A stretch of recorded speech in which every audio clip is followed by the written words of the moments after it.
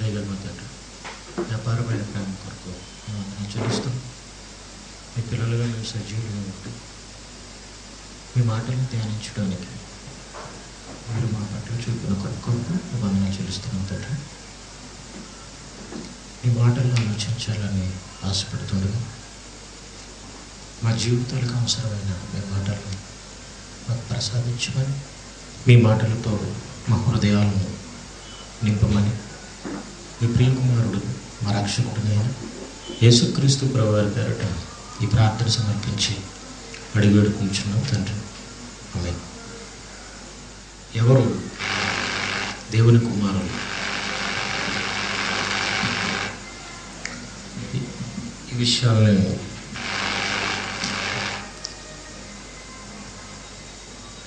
గత 2 వారాలుగా మనం ఆలోచిస్తున్నాం.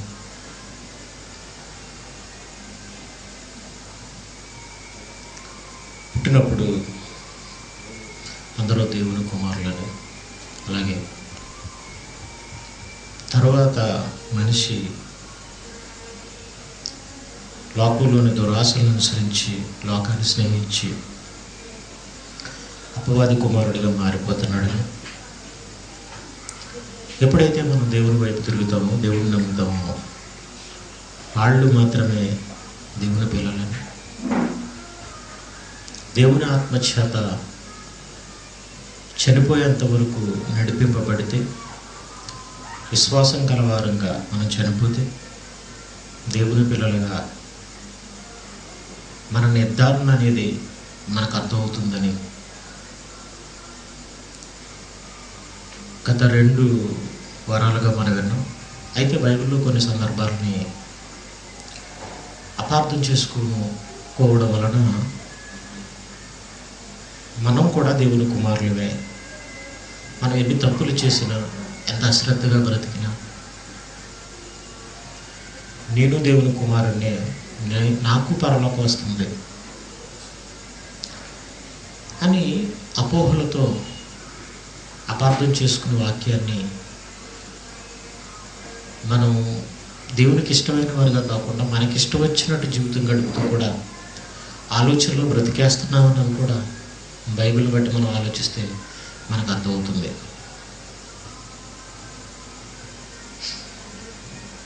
అయితే ఈ విషయంలో క్రైస్తవ్యులు వాక్యాన్ని నమ్మడం విషయంలో కానివ్వండి, వాక్యాన్ని అర్థం చేసుకోవడం విషయంలో కానివ్వండి,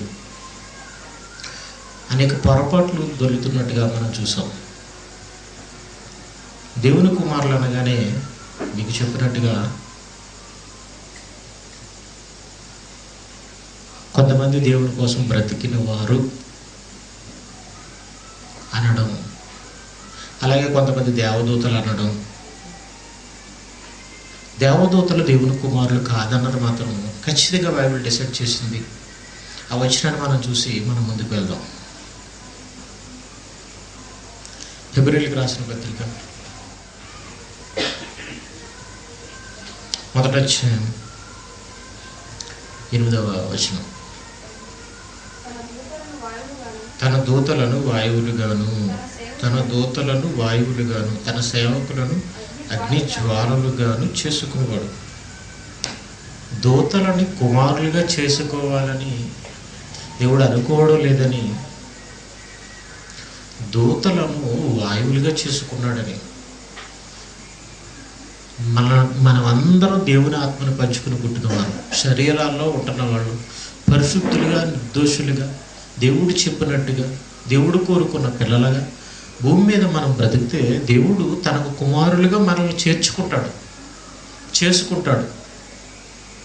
పరలోకంలో మనకి స్థానం ఇస్తాడు. ఇది బైబిల్. అయితే దూతల కోసం అయితే బైబిల్లో మనం ఆలోచిస్తే, దూతలను దేవుడు వాయువులుగా చేసుకున్నాడని. వాయువులు అంటేనంటే గాలి అండి. గాలిలో కూడా చాలా రకాలు ఉన్నాయి. వాయువులను గాను తన సేవకులను అగ్నిజ్వాలలుగాను, వాయువులుగాను అంటే నైట్రోజన్, ఆక్సిజన్, ఇలా గాలిలో అనేక పదార్థాలు ఉంటాయి. అవి గాలిలోనే ఉంటాయి, గాలిలాగే ఉంటాయి. అంటే ఇవన్నీ గాలులు అన్నమాట. గాలి పదార్థాలు అవన్నీ వాయువులుగాను తన సేవకులను అగ్నిజ్వాలగాను చేసుకునివాడు అని తన దూతల గురించి చెప్పుచున్నాడు. కానీ తన కుమారుడు గురించి అయితే, దూతల గురించి అయితే నేను వాళ్ళని వాయువులుగా చేసుకున్నాను. ఆయనకు అవసరమైన ఆయన ప్రణాళిక ప్రకారంగా ఆయనకు అవసరమైన వాటిని మలుచుకున్నాడని భక్తుడు చెప్తున్నాడు. అదే కుమారుడి గురించి అయితే ఇలా ఏదో వాయువులుగాను అగ్ని జ్వాలలుగాను ఆయన మార్చుకోవాలని ఆలోచించట్లేదు, కానీ వాళ్ళకి సింహాసనం ఇవ్వాలని అనుకుంటున్నాడు అని భక్తుడు చెప్తున్నాడండి. వాళ్ళకి సింహాసనం ఇవ్వాలనుకుంటాడు. అందుకని వాళ్ళని దేవుళ్ళుగా చూస్తున్నాడు. దేవుడు దూతలుగా చూడట్లేదండి. దేవుని పిల్లల్ని దేవుడు ఎలా చూస్తున్నాడు అని అనుకుంటున్నారు? దేవుళ్ళుగా చూస్తున్నాడు. బైబిల్లో మీకు ఒక పదం ఉంటుందండి, మనల్ని కూడా దేవుళ్ళ సమాజంలో నిలిచి ఉన్నాడు అని ఉంటుంది. 82వ కీర్తన అనుకుంటాను. 82వ కీర్తన మొదటి వచనం చదవండి. దేవుని సమాజంలో నిలిచినాడు, దైవముల మధ్యను ఆయన తీర్పు తీర్చుచున్నాడు. సమాజం అది మన దాని గురించే, మనుషులు కూడుకునే, దేవుని పేరట కూడుకునే దానికి బైబిల్లో ప్రయోగింపబడిన పేరు అది. సమాజం అనగానే దేవుని పేరట మనుషులు కూడుకున్న దానికి పదప్రయోగం జరిగింది. ఏమని? సమాజం అని జరిగింది. దాన్ని ఉద్దేశించి ఏం మాట్లాడుతున్నాడంటే దేవుని సమాజం. మరలాది దేవుని సమాజంలో దేవుడు నిలిచి ఉన్నాడు. దైవముల మధ్య ఎవరు దైవములు? ఎవరైతే సమాజంగా కూడుకున్నారో వాళ్ళే దైవములు. అంటే మనల్ని దేవుడు ఏమంటున్నాడు? దైవములు అంటున్నాడు అండి. అదే ఈ హెబ్రీయులకు రాసిన పత్రికకు వస్తే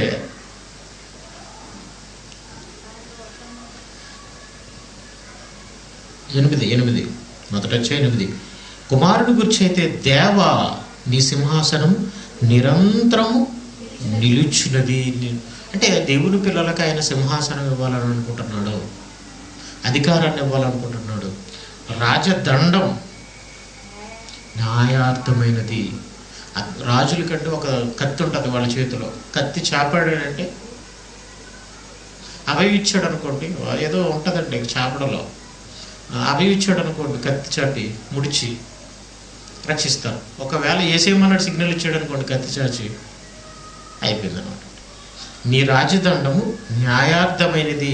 అంటే వాళ్ళకి సింహాసనం ఉన్నట్టు, వాళ్ళ చేతిలో అధికారం ఉన్నట్టు, వాళ్ళని శిక్షిస్తున్నట్టు చెప్తున్నాడు. బైబిల్లో మన కోసం కూడా మనం ఆలోచిస్తే పరిశుద్ధులు లోకమునకు తీర్పు తీర్చుదురని మీరు ఎరగరా అన్నాడు. మరలా దేవదూతలకు తీర్పు తీర్చుదమని మీరు ఎరగరా అన్నాడు. అంటే మనం దేవదూతలకు తీర్పు తీరుస్తాం. ఇది బైబిల్ మన కోసం చెప్తుంది. ఇంకా మనం చూస్తే 13వ వచనం, నేను నీ శత్రువులను నీ పాదములకు పాదపీఠముగా చేయి వరకు నా కుడిపార్శ్వన కూర్చుండుము అని. మరలా వాళ్ళని ఏం చేస్తున్నాడట? కుడిపార్శ్వన కూర్చుండబెట్టుకున్నట్టుగా ఆయన కుమారుణ్ణి అని చెబుతూ ఏమంటున్నాడంటే, అని దూతలలో ఎవని కూర్చేనను ఎప్పుడైనను చెప్పినా.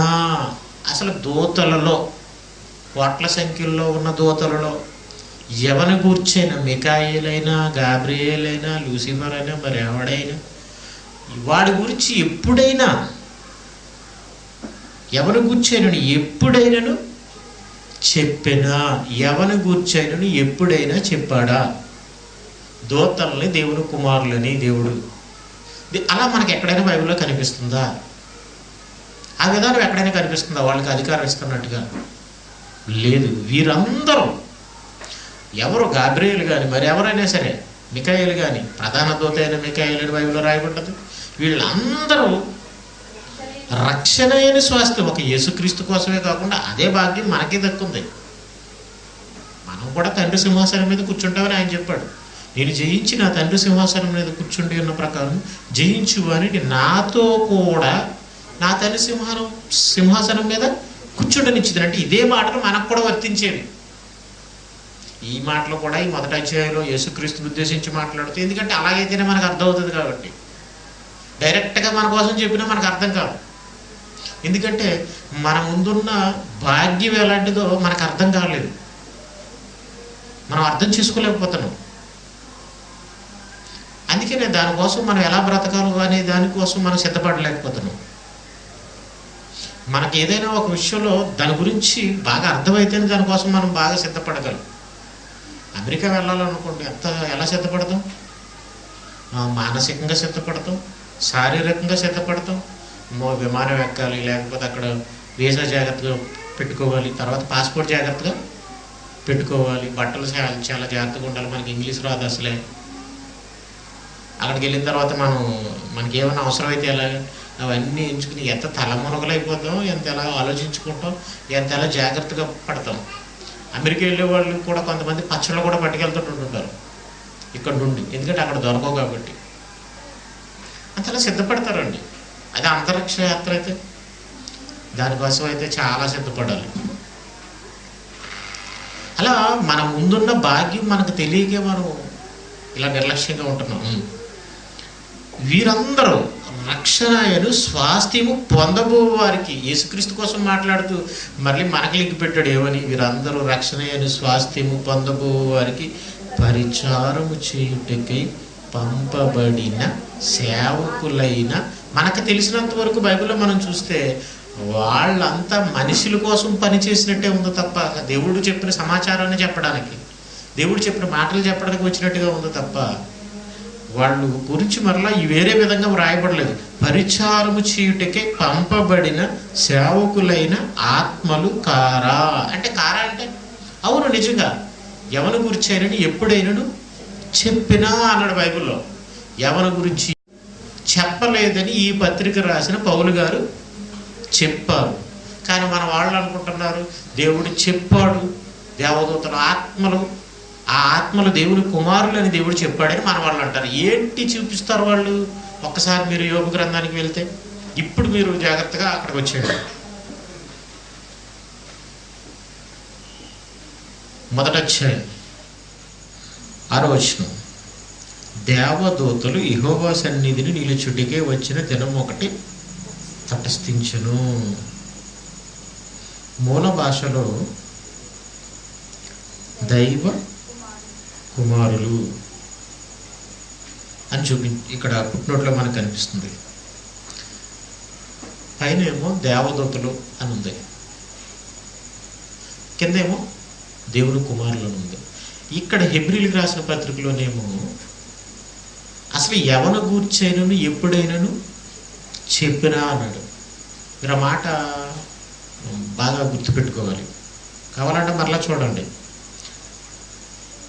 ఎవరి గూర్చైనను ఎప్పుడైనాను చెప్పినా అని చెప్పి వీరందరూ రక్షణ అని స్వాస్థ్యము పొందబో వారికి పరిచారము చేయుటికే పంపబడిన సేవకులైన ఆత్మలు కారా అని అన్నాడు.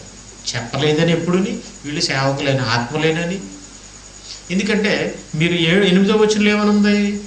తన దూతలు వాయువులుగాను అగ్నిజ్వాలంగా చేసుకునేవాడు. కుమారుని గురించి అయితే కుమారుడు దూతలు అని చెప్పుకుంటూ ఇదంతా చెప్పుకొచ్చాడు. సో కాబట్టి ఖచ్చితంగా అతని ఉద్దేశం ఎవరి గురించి ఎప్పుడు, ఏ దూతల్లో ఎవరి గురించి ఎప్పుడు దేవుడు చెప్పలేదు, వాళ్ళ సేవకులని ఇతను ఖచ్చితంగా చెప్పేశాడు. మరి అతనికి కనిపించని దేవుని కుమారులు అనే పదం మనకు ఎలా కనిపిస్తుంది? జాగ్రత్తగా మీరు ఆలోచించండి. హెబ్రీలకు రాసిన పత్రిక రాసిన గ్రంథకర్తకు కనిపించిన దేవుని కుమారులు అనే పదం యోబు గ్రంథంలో ఒకప్పుడు కనిపించలేదు. అంతే కదా మరి అర్థం. ఎవరి గురించైనాను ఎప్పుడైనాను చెప్పిన అన్నాడంటే ఒకప్పుడు కనిపించలేదు, మరి ఇప్పుడు మనకి ఎందుకు కనిపిస్తుంది? సో అంటే ఎక్కడో పొరపాటు జరిగింది. ఎవరి గురించి ఎప్పుడు చెప్పలేదని ఆనాడు పౌలు గారే చెప్తున్నారు. అతను ప్రేరేపించిన పరిశుద్ధాత్మ కూడా చెప్తుందని మనం నమ్మాలి. అంటే ఇందులో ఎవరో మనుషులు ఏం చేశారంటే దీన్ని తప్పు చేశారు. బైబిల్ తర్జుమా చేసేవాళ్ళు ఇలా ప్రింట్ చేసేటప్పుడు ఇది తప్పు చేశారు, తప్పు దొరికిందని మనం తప్పనిసరి గ్రహించాలి. ఆ ఫుట్ నోట్స్లో కొన్ని తప్పు ఉన్నాయండి. బైబిల్లో ఫుట్ నోట్స్ కొన్ని తేడా పడ్డాయి. మరి వాళ్ళు ఎందుకు అలా ఇచ్చారన్నది మనకు తెలియదు. అది ఫుట్ నోట్లో మాటది. నోటికి ఇచ్చిన మాటలో వాళ్ళు ఏమనుకున్నారంటే వాళ్ళ మూల భాషలో పదం దానికి అర్థం వస్తుంది అనుకుని దాన్ని అర్థాన్ని కూడా ఇచ్చేసారు వీళ్ళు. అది వాళ్ళు చేసిన పొరపాటు. ఎందుకంటే మనకి బాగా అర్థం అవ్వడానికి అని కొన్ని చోట్ల పుట్టినట్లు ఇచ్చారు, అప్పుడు అవి ఉపయోగకరం అవుతాయి. వాళ్ళ ఆలోచన ఏమైందంటే తప్పుదొల్లింది. ఒక భాషలోంచి మరొక భాషలోకి తర్జుమా చేసేటప్పుడు మిస్టేక్స్ అనేవి వచ్చే అవకాశం ఉంది చాలా వరకు. ఎందుకంటే మీరు తెలుగు భాషను ఒకసారి డిటిపి నేర్చుకుని టైప్ చేయండి, చాలా తప్పులు వస్తాయి. ఆ తెలుగు భాషను మనం రాసినప్పుడు అక్షర దోషాలు ఎక్కువ వస్తాయి, మిస్టేక్స్ వస్తాయి. అలాంటిది వేరే భాష, హిబ్రూ భాష, దాన్ని తర్జుమా చేశారు. అది పొరపాటే తప్ప బైబిల్ మాత్రం దేవుని కుమారులని దేవదూతల గురించి చెప్పలేదని మనం చెప్పడం కదా, డైరెక్ట్గా ఉంది. ఇందులో మళ్ళీ ఏదో భావం బోధ ఇది అవసరం లేదు. డైరెక్ట్గా అతను ఎవరి గురించి ఎప్పుడైనా చెప్పినా అన్నాడు, సేవకులు అన్నాడు, వాయువులుగా చేసుకుంటున్నాడు అన్నాడు. అంటే ఎంత చేశాడు చూడండి. అంటే దేవుడు ప్రకృతిని చేశాడు. ఈ ప్రకృతి ఎవరంటే దేవదూతలు. ఈ ప్రకృతి ఎవరి కోసం చేశాడు అంటే మన కోసం చేశాడు. మనం ఎవరు అంటే రక్షణ అనే స్వాస్థ్యం, అంటే పరలోకాన్ని పొందబోయే దేవుని మన పిల్లలు మనం, వాళ్ళేమో మనకు సేవ చేసే సేవకులు అన్నాడు. కాబట్టి దేవుని కుమారులు అనగానే ఎవరు? మనుషులే తప్ప దేవదూతలు కాదు ముమ్మాటికి. ఇది ఖచ్చితంగా మనకు తెలిసిపోయింది. ఆదికాండం 6వ అధ్యాయం, ఆదికాండం 6వ అధ్యాయం 2వ వచనం. దేవుని కుమారుడు నరుల కుమార్తెలు చక్కని వారిని చూచి వారందరిలో తమకు మనసు వచ్చిన స్త్రీలను వివాహం చేసుకుని, అప్పుడు యెహోవా నా ఆత్మ నరులతో ఎల్లప్పుడూ వాదించదు. చూసారు అక్కడ, ఒకవేళ దేవదూతలైతే దేవదూతలతో వాదించదని అలా, కానీ నరులతో అన్నాడు కదా, నా ఆత్మ నరులతో ఎల్లప్పుడూ వాదించదు. అంటే ఈ పద ప్రయోగాలు అనేవి నరుల విషయంలోనే చేయబడ్డాయి. కానీ ఇక్కడ మరలా ఒక చిక్కేటంటే, ఈ నరులు అనగానే దేవుని కోసం బ్రతికిన వారు, దేవుని కుమారులు, దేవుని కోసం బ్రతికిన వారే దేవుని కుమారులు. ఇది కరెక్ట్ అండి, ఈ పదం కరెక్ట్. కానీ దేవుని కుమారులు అనగానే దేవుని కోసం బ్రతికిన వారు అని ఈ పదం కరెక్ట్. ఈ పదాన్ని తీసుకొచ్చి ఇక్కడ పెట్టడం మాత్రం కరెక్ట్ కాదు. మీకు అర్థమవుతుందండి? ఇక్కడే మిస్టేక్ జరుగుతుంది. మిస్టేక్ ఎక్కడ జరుగుతుందంటే, మన వాస్తవాన్ని తీసుకొచ్చి మిస్టేక్ దగ్గర, ఒక తప్పుడు దగ్గర పెట్టేసామనుకోండి, అప్పుడు అది తప్పనాలో ఒప్పనాలో తెలియని మేము అవసరం ఉంటాం. అందుకని ఈ మధ్య వచ్చిన చిన్న సమస్య తెగందగా మారిపోయింది. దేవుని పని చేసి దేవుడి కోసం బ్రతికిన వాళ్ళు దేవుని కుమారులు. దీన్ని ఎవరు కాదనగలరు? వాళ్ళే దేవుని కుమారులు అవుతారు. దీన్ని ఎవరు కాదనలేరు. కానీ ఇక్కడ దేవుని కుమారులు దేవుని కోసం బ్రతికారా, దేవుడి కోసం పనిచేశారా అని అంటే, ఇక్కడ పాపం చేసిన వాళ్ళే దేవుని కుమారులని ప్రస్తావించాడు. మరి అర్థమవుతుందండి? పాపం చేసిన వాళ్ళే దేవుని కుమారులని ప్రస్తావించాడు. మరి పాపం చేసిన వాళ్ళు దేవుని కుమారులు అయితే దేవుని పని చేసిన వాళ్ళు ఇలా అని అంటే, మరి దేవుడి కోసం బ్రతికిన వాళ్ళు లేకపోతే దేవుని కుమారులుగా ఉన్నవాళ్ళు అని అనుకుంటే, అంతకుముందు కూడా పాపం చేయకుండా యథార్థవంతులుగా ఉన్నవాళ్ళు అందరూ లేరా? మరి అంటే పుట్టుకతో అందరూ పాపులా? కాదు కదా. దేవుడు నరులను యథార్థవంతులుగా పుట్టించను. వారు వివిధములైన తంత్రాలు కల్పించుకుని ఏమయ్యారట? చెడిపోయారు.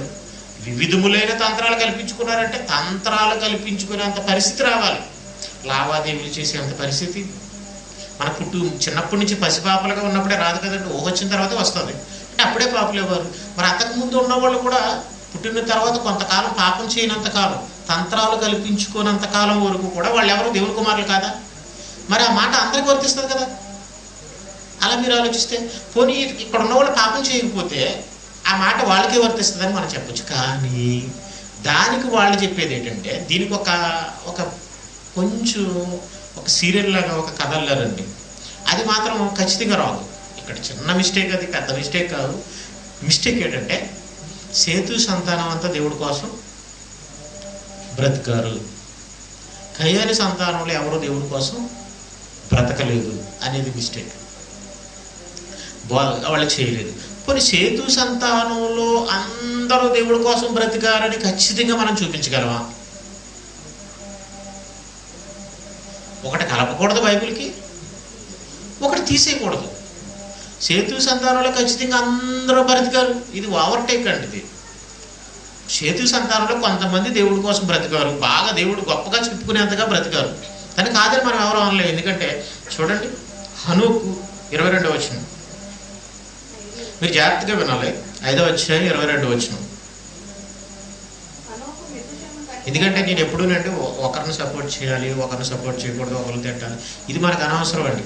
ఇప్పుడు ఒకరు ఒక విషయంలో తప్పు చెప్పచ్చు, మరొకరు మరొక విషయంలో కరెక్ట్ చెప్పచ్చు. కొంత కరెక్ట్ చెప్తున్నారు, కొంత తప్పు చెప్తున్నారు. లేకపోతే కరెక్ట్ని బేస్ చేసుకుని ఏం చేస్తారంటే వాళ్ళు రాంగ్లోకి వెళ్ళిపోతున్నారు. వాస్తవం ఏంటంటే నాకు బైబిల్ తెలుసు అనుకోవాలనుకుంటారు. పరిస్థితి ఎక్కడ వచ్చిందంటే అందులో గొప్పగా కనపడాలనుకోవడం కూడా ఎంతవరకు ఒక తప్పు అండి, ఒక కారణం. అది కూడా మనకు ఉండకూడదు. ఓకే. హనోకు మెతుషెలను కనిన తర్వాత 300 ఏళ్ళు దేవునితో నడుచుచు కుమారులను కుమార్తెలను కనెను. చాలా గొప్పగా చెప్పుకున్నాడు హనోకు కోసం. సో హనోకు దేవుని కుమారుడు, అతను షేతు సంతానంలో పుట్టిన దేవుని కుమారుడు, ఇది కాదని అనలేము. తర్వాత నోవాహు గారు కోసం కూడా అలాగే చెప్పాడండి. హనోకు దేవుడితో నడిచాడని అందరూ కదండి. 9వ వచనం, 6వ అధ్యాయం 9వ వచనం. ఇదే నోవాహు నీతిపరుడు, తన తరములో నిందారహితుడైండును, నోవాహు దేవునితో కూడా నడిచినవాడు అనుంది. నోవాహు దేవునితో కూడా ఇందులో నోవాహు కోసం హనోకు కోసమే గొప్పగా చెప్పాడు తప్ప మళ్ళీ అందరి కోసం చెప్పలేదు. అంటే అందరూ ఈ కోవలోకి రారా? మరి హనోకు కోసం చెప్పాడు, అంతకు ముందు వాళ్ళ కోసం ఇలా నా కోసం నడిచిన వాళ్ళు అని చెప్పలేదు కదా. అంటే హనోకు వాళ్ళందరికంటే దేవుడు చెప్పుకోదగ్గ వ్యక్తి, అంతే కదండి. ఇది మనం అంగీకరించాలి. ఇకపోతే ఇలా ఉన్నారు కాబట్టి ఇకపోతే వీళ్ళందరూ షేతు సంతానమైన, మీరు చూడండి జాగ్రత్తగా వినండి. షేతు 105 ఏళ్ళు బ్రతికి ఎనేషును కనిడు. ఎనేషును కని తర్వాత షేతు ఏండ్లు బ్రతికిను. షేతు తర్వాత షేతు అయిపోయింది కదండి. ఎనుసు 90 సంవత్సరములు బ్రతికి కేయినాను కన్ను. ఈ పాయింట్ మీరు జాగ్రత్తగా వినాలి. ఈ కేయినాను తర్వాత అండి మీరు ఎనోషు, మహలేలు, ఇలా వీళ్ళు ఉంటారండి. ఇప్పుడు మరి వీళ్ళు దేవుని కుమారులా కాదా, దేవుని కోసం బ్రతికిన వాళ్ళ కాదా అనే ప్రశ్న మనకు వస్తుంది, రావాలి సహజంగా. కానీ వీళ్ళు ఎవరు? హనోకు కోసం రాయబడింది, దేవునితో నడిచిన వాడని నోవాహు కోసం రాయబడింది, కానీ వీళ్ళ కోసం రాయబడలేదు. మరి వీళ్ళు ఎవరంటే వీళ్ళు దేవుడి కోసం బ్రతికిన వాళ్ళ, దేవుని కుమారులు అని. అంటే మనం దేవుని కుమారుల కోసం మీకు 2వ వారం చెప్పింది మీకు గుర్తుండాలి. పరదేశంలో ఉన్న వాళ్ళు దేవుని కుమారులే, మీకు అర్థమవుతుందా? ఎందుకంటే వాళ్ళు చనిపోయారు, చనిపోయినప్పుడు విశ్వాసం గలవారే చనిపోయారు. దేవుడు వాళ్ళని ఏం చేశాడంటే నీతిమంతుల్ని అందాక వెయిటింగ్ చేయించే లోకమైన పరదేశంలో ఒక చోట ఉంచాడు. అందులో అబ్రహాం గారు ఉన్నారని, లాజర్ గారు ఉన్నారని, మోషే గారు ఉన్నారని, ప్రవక్తలు ఉన్నారని మనం చెప్పుకున్నాం. విశ్వాసుల జాబితాలో రాయబడిన వారు కూడా ఉన్నారని మనం చెప్పుకున్నాం. ఇప్పుడు మరి వీళ్ళు ఎక్కడున్నారు, వీళ్ళందరూ ఎక్కడున్నారు అని మనం ఆలోచిస్తే వీళ్ళు కూడా పరదేశంలో ఉన్నారని మనం చెప్పచ్చు. వీళ్ళు కూడా పరదేశంలో ఉన్నారని చెప్పచ్చు. అందులో ఎవరు? హనోకు నోవాహు కోసం స్పెషల్గా చెప్పినట్టుగా మనకు బైబిల్లో కనిపిస్తుంది. ఇన్నేళ్ళు ఇతను దేవునితో నడిచాడు, నోవాహు కూడా దేవునితో నడిచిన వాడే. అంటే పోల్చాడు అనమాట. హనోకు దేవుడితో నడిచాడు, నోవాహు కూడా దేవునితో నడిచిన వాడే. ఒకవేళ తక్కిన వాళ్ళు కూడా దేవునితో నడిచిన వాళ్ళు అని చెప్పే అవకాశం ఉంటే చెప్పును. చెప్పలేదన్నంత మాత్రాన వాళ్ళు నరకానికి వెళ్ళిపోయారంటే నరకానికి వెళ్ళారని మనం చెప్పలేము. కానీ పరదేశంలో ఉన్నారని మాత్రం ఖచ్చితంగా చెప్పగలం. ఎందుకంటే వీళ్ళు బెటర్ క్యాండిడేట్స్ కాబట్టి వాళ్ళ కోసం చెప్పాడు. ఇది మీరు అంగీకరించాలి. ఈ వచనాల్లో ఈ వాదన, ఈ వివరణ మీరు వినాలి, సరిగ్గా క్యాచ్ చేయాలి. ఎందుకంటే మరి నెక్స్ట్ మనం మరొక దానికి వెళ్తాం. ఓకే. మత్తయి సువార్త, లూకా సువార్తల్లో ఈ వాళ్ళు పరదేశంలో ఉన్నారా అనే దానికి మీకు కన్ఫర్మేషన్ అనమాట అండి. ఇప్పుడు ఈ మత్తయి, లోకాల్లో కన్ఫర్మేషన్ కోసం మీకు తీస్తున్నాను. బైబిల్లో దినవృత్తాంతాల గ్రంథంలో కూడా వంశావళి ఇవ్వబడింది. అది మామూలుగా ఇవ్వబడింది చరిత్రపరంగా. కానీ మత్తయి సువార్తల్లో, లూకా సువార్తల్లో వంశావళి ఏదో లింక్ ఉన్నట్టుగా, దాంట్లో ఆత్మీయ అర్థం ఉన్నట్టుగా మనకు బైబిల్లో కనిపిస్తుంది. అందరినీ చేర్చడు కానీ కొందరినే, వేలో ఉన్న వాళ్ళు మాత్రమే చేర్చినట్టుగా మనకు కనిపిస్తుంది.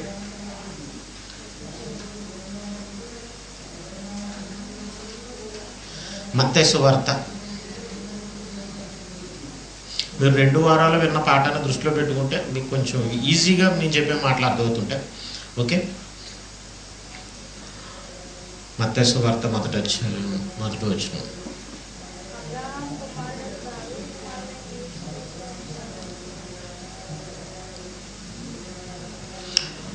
అబ్రహాము కుమారుడగు దావీదు కుమారుడైన యేసుక్రీస్తు వంశావళి. యేసుక్రీస్తు వంశావళినిస్తూ అబ్రహాము ఇస్సాకును కనెను. ఇక్కడ ఇస్మాయిల్ని ఎందుకు తీశాడు అంటే ఇస్మాయిల్ లిస్టులో లేడు. ఇస్సాకు యాకోబును కనెను. మరి ఏసావుని ఎందుకు తీశాడు? ఇస్మాయిల్ అంటే హాగరు పుట్టినాడు. మరి ఇస్సాకు అయితే ఏసావు యాకోబు ఒకే భార్యకు పుట్టిన వాళ్ళు, రెబ్కాకు పుట్టిన వాళ్ళు, సొంత భార్యకు పుట్టిన వాళ్ళే. మరి ఎందుకు ఏసావుని తీసేశారు ఇక్కడ అంటే ఏసావు లిస్టులో లేనివాడు. ఈ లిస్ట్ ఏంటనుకుంటున్నారు? ఇది పరదేశంలో ఉన్న వాళ్ళ లిస్ట్. ఈ లిస్ట్ పరదేశంలో ఉన్న వాళ్ళ లిస్ట్ అని మీరు కన్ఫర్మ్ చేసుకోవచ్చు. తన కుమారుడు జ్యేష్ఠుడు అగినట్లు ఎవరిని ముందుగా ఎరిగినో అనే మాటలు మనం చూసాం రోమపత్రికలో. అంటే ఇదంతా యేసుక్రీస్తు వంశావళి అనిస్తున్నాడు. అంటే యేసుక్రీస్తు జ్యేష్ఠుడు అనమాట. వీళ్ళందరూ అక్కడికి వచ్చేవాళ్ళు అనమాట. పరలోకానికి రాబోయేవాళ్ళు, దేవుని కుమారులుగా కన్ఫర్మ్ అయిపోయిన వాళ్ళు, వీళ్ళు పరదేశంలో ఉన్నవాళ్ళు. అందుకని ఆ లిస్ట్ ఇచ్చేసాడు అనమాట అండి. ఇక్కడ యేసు వెళ్ళలేదు, పరలోకం పరదేశం వెళ్ళలేదు, నరకానికి వెళ్ళిపోయాడు. మీకు అర్థమవుతుందండి. ఇప్పుడు ఇది మరలా ఇలా మీరు చాలండి. ఇక్కడితో లోకాసు వార్త.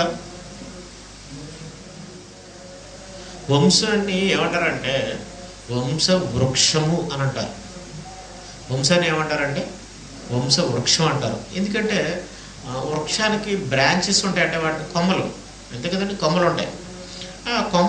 వృక్షం అనగానే ఏదో ఇలాగే ఉండిపోదు, ఇలా ఎదుగుతూనే ఉంటుంది, మళ్ళీ పక్క నుంచి కొమ్మలు ఎదుగుతూనే ఉంటాయి. ఇప్పుడు అనుకోండి, నేను ఒక వృక్షాన్ని అనుకుందాం, ఇలా పుట్టాను అనుకుందాం. నా కొడుకు ఒక కొమ్మలు అంటాడు అనమాట, పుట్టిసాడు, ఒక కొమ్మ పుట్టిస్తాడు.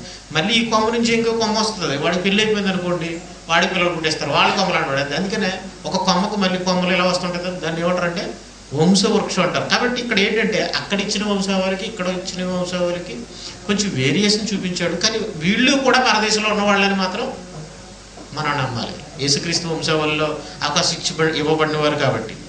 ఓకే, ఎందుకంటే యేసు బోధింప మొదలు పెట్టినప్పుడు ఆయన దాదాపు 30 ఏళ్ల వాడు. ఆయన యేసేపు కుమారుడని ఎంచబడును అంటే నిజానికి 3వ అధ్యాయం అండి, 23వ వచనం. లోకాసు వార్త 3వ అధ్యాయం 23వ వచనం. యేసు బోధింప మొదలు పెట్టినప్పుడు ఆయన దాదాపు 30 ఏండ్ల ఈడు గలవాడు. ఆయన యేసేపు కుమారుడని ఎంచబడినని మరి అంటే నిజానికి అతని కుమారుడు కాదు. శరీర ప్రకారంగా కూడా ఆయనకి పుట్టలేదు కాబట్టి ఆయన కుమారుడు కాదు. కానీ ఎంచబడచ్చు, తప్పులేదు.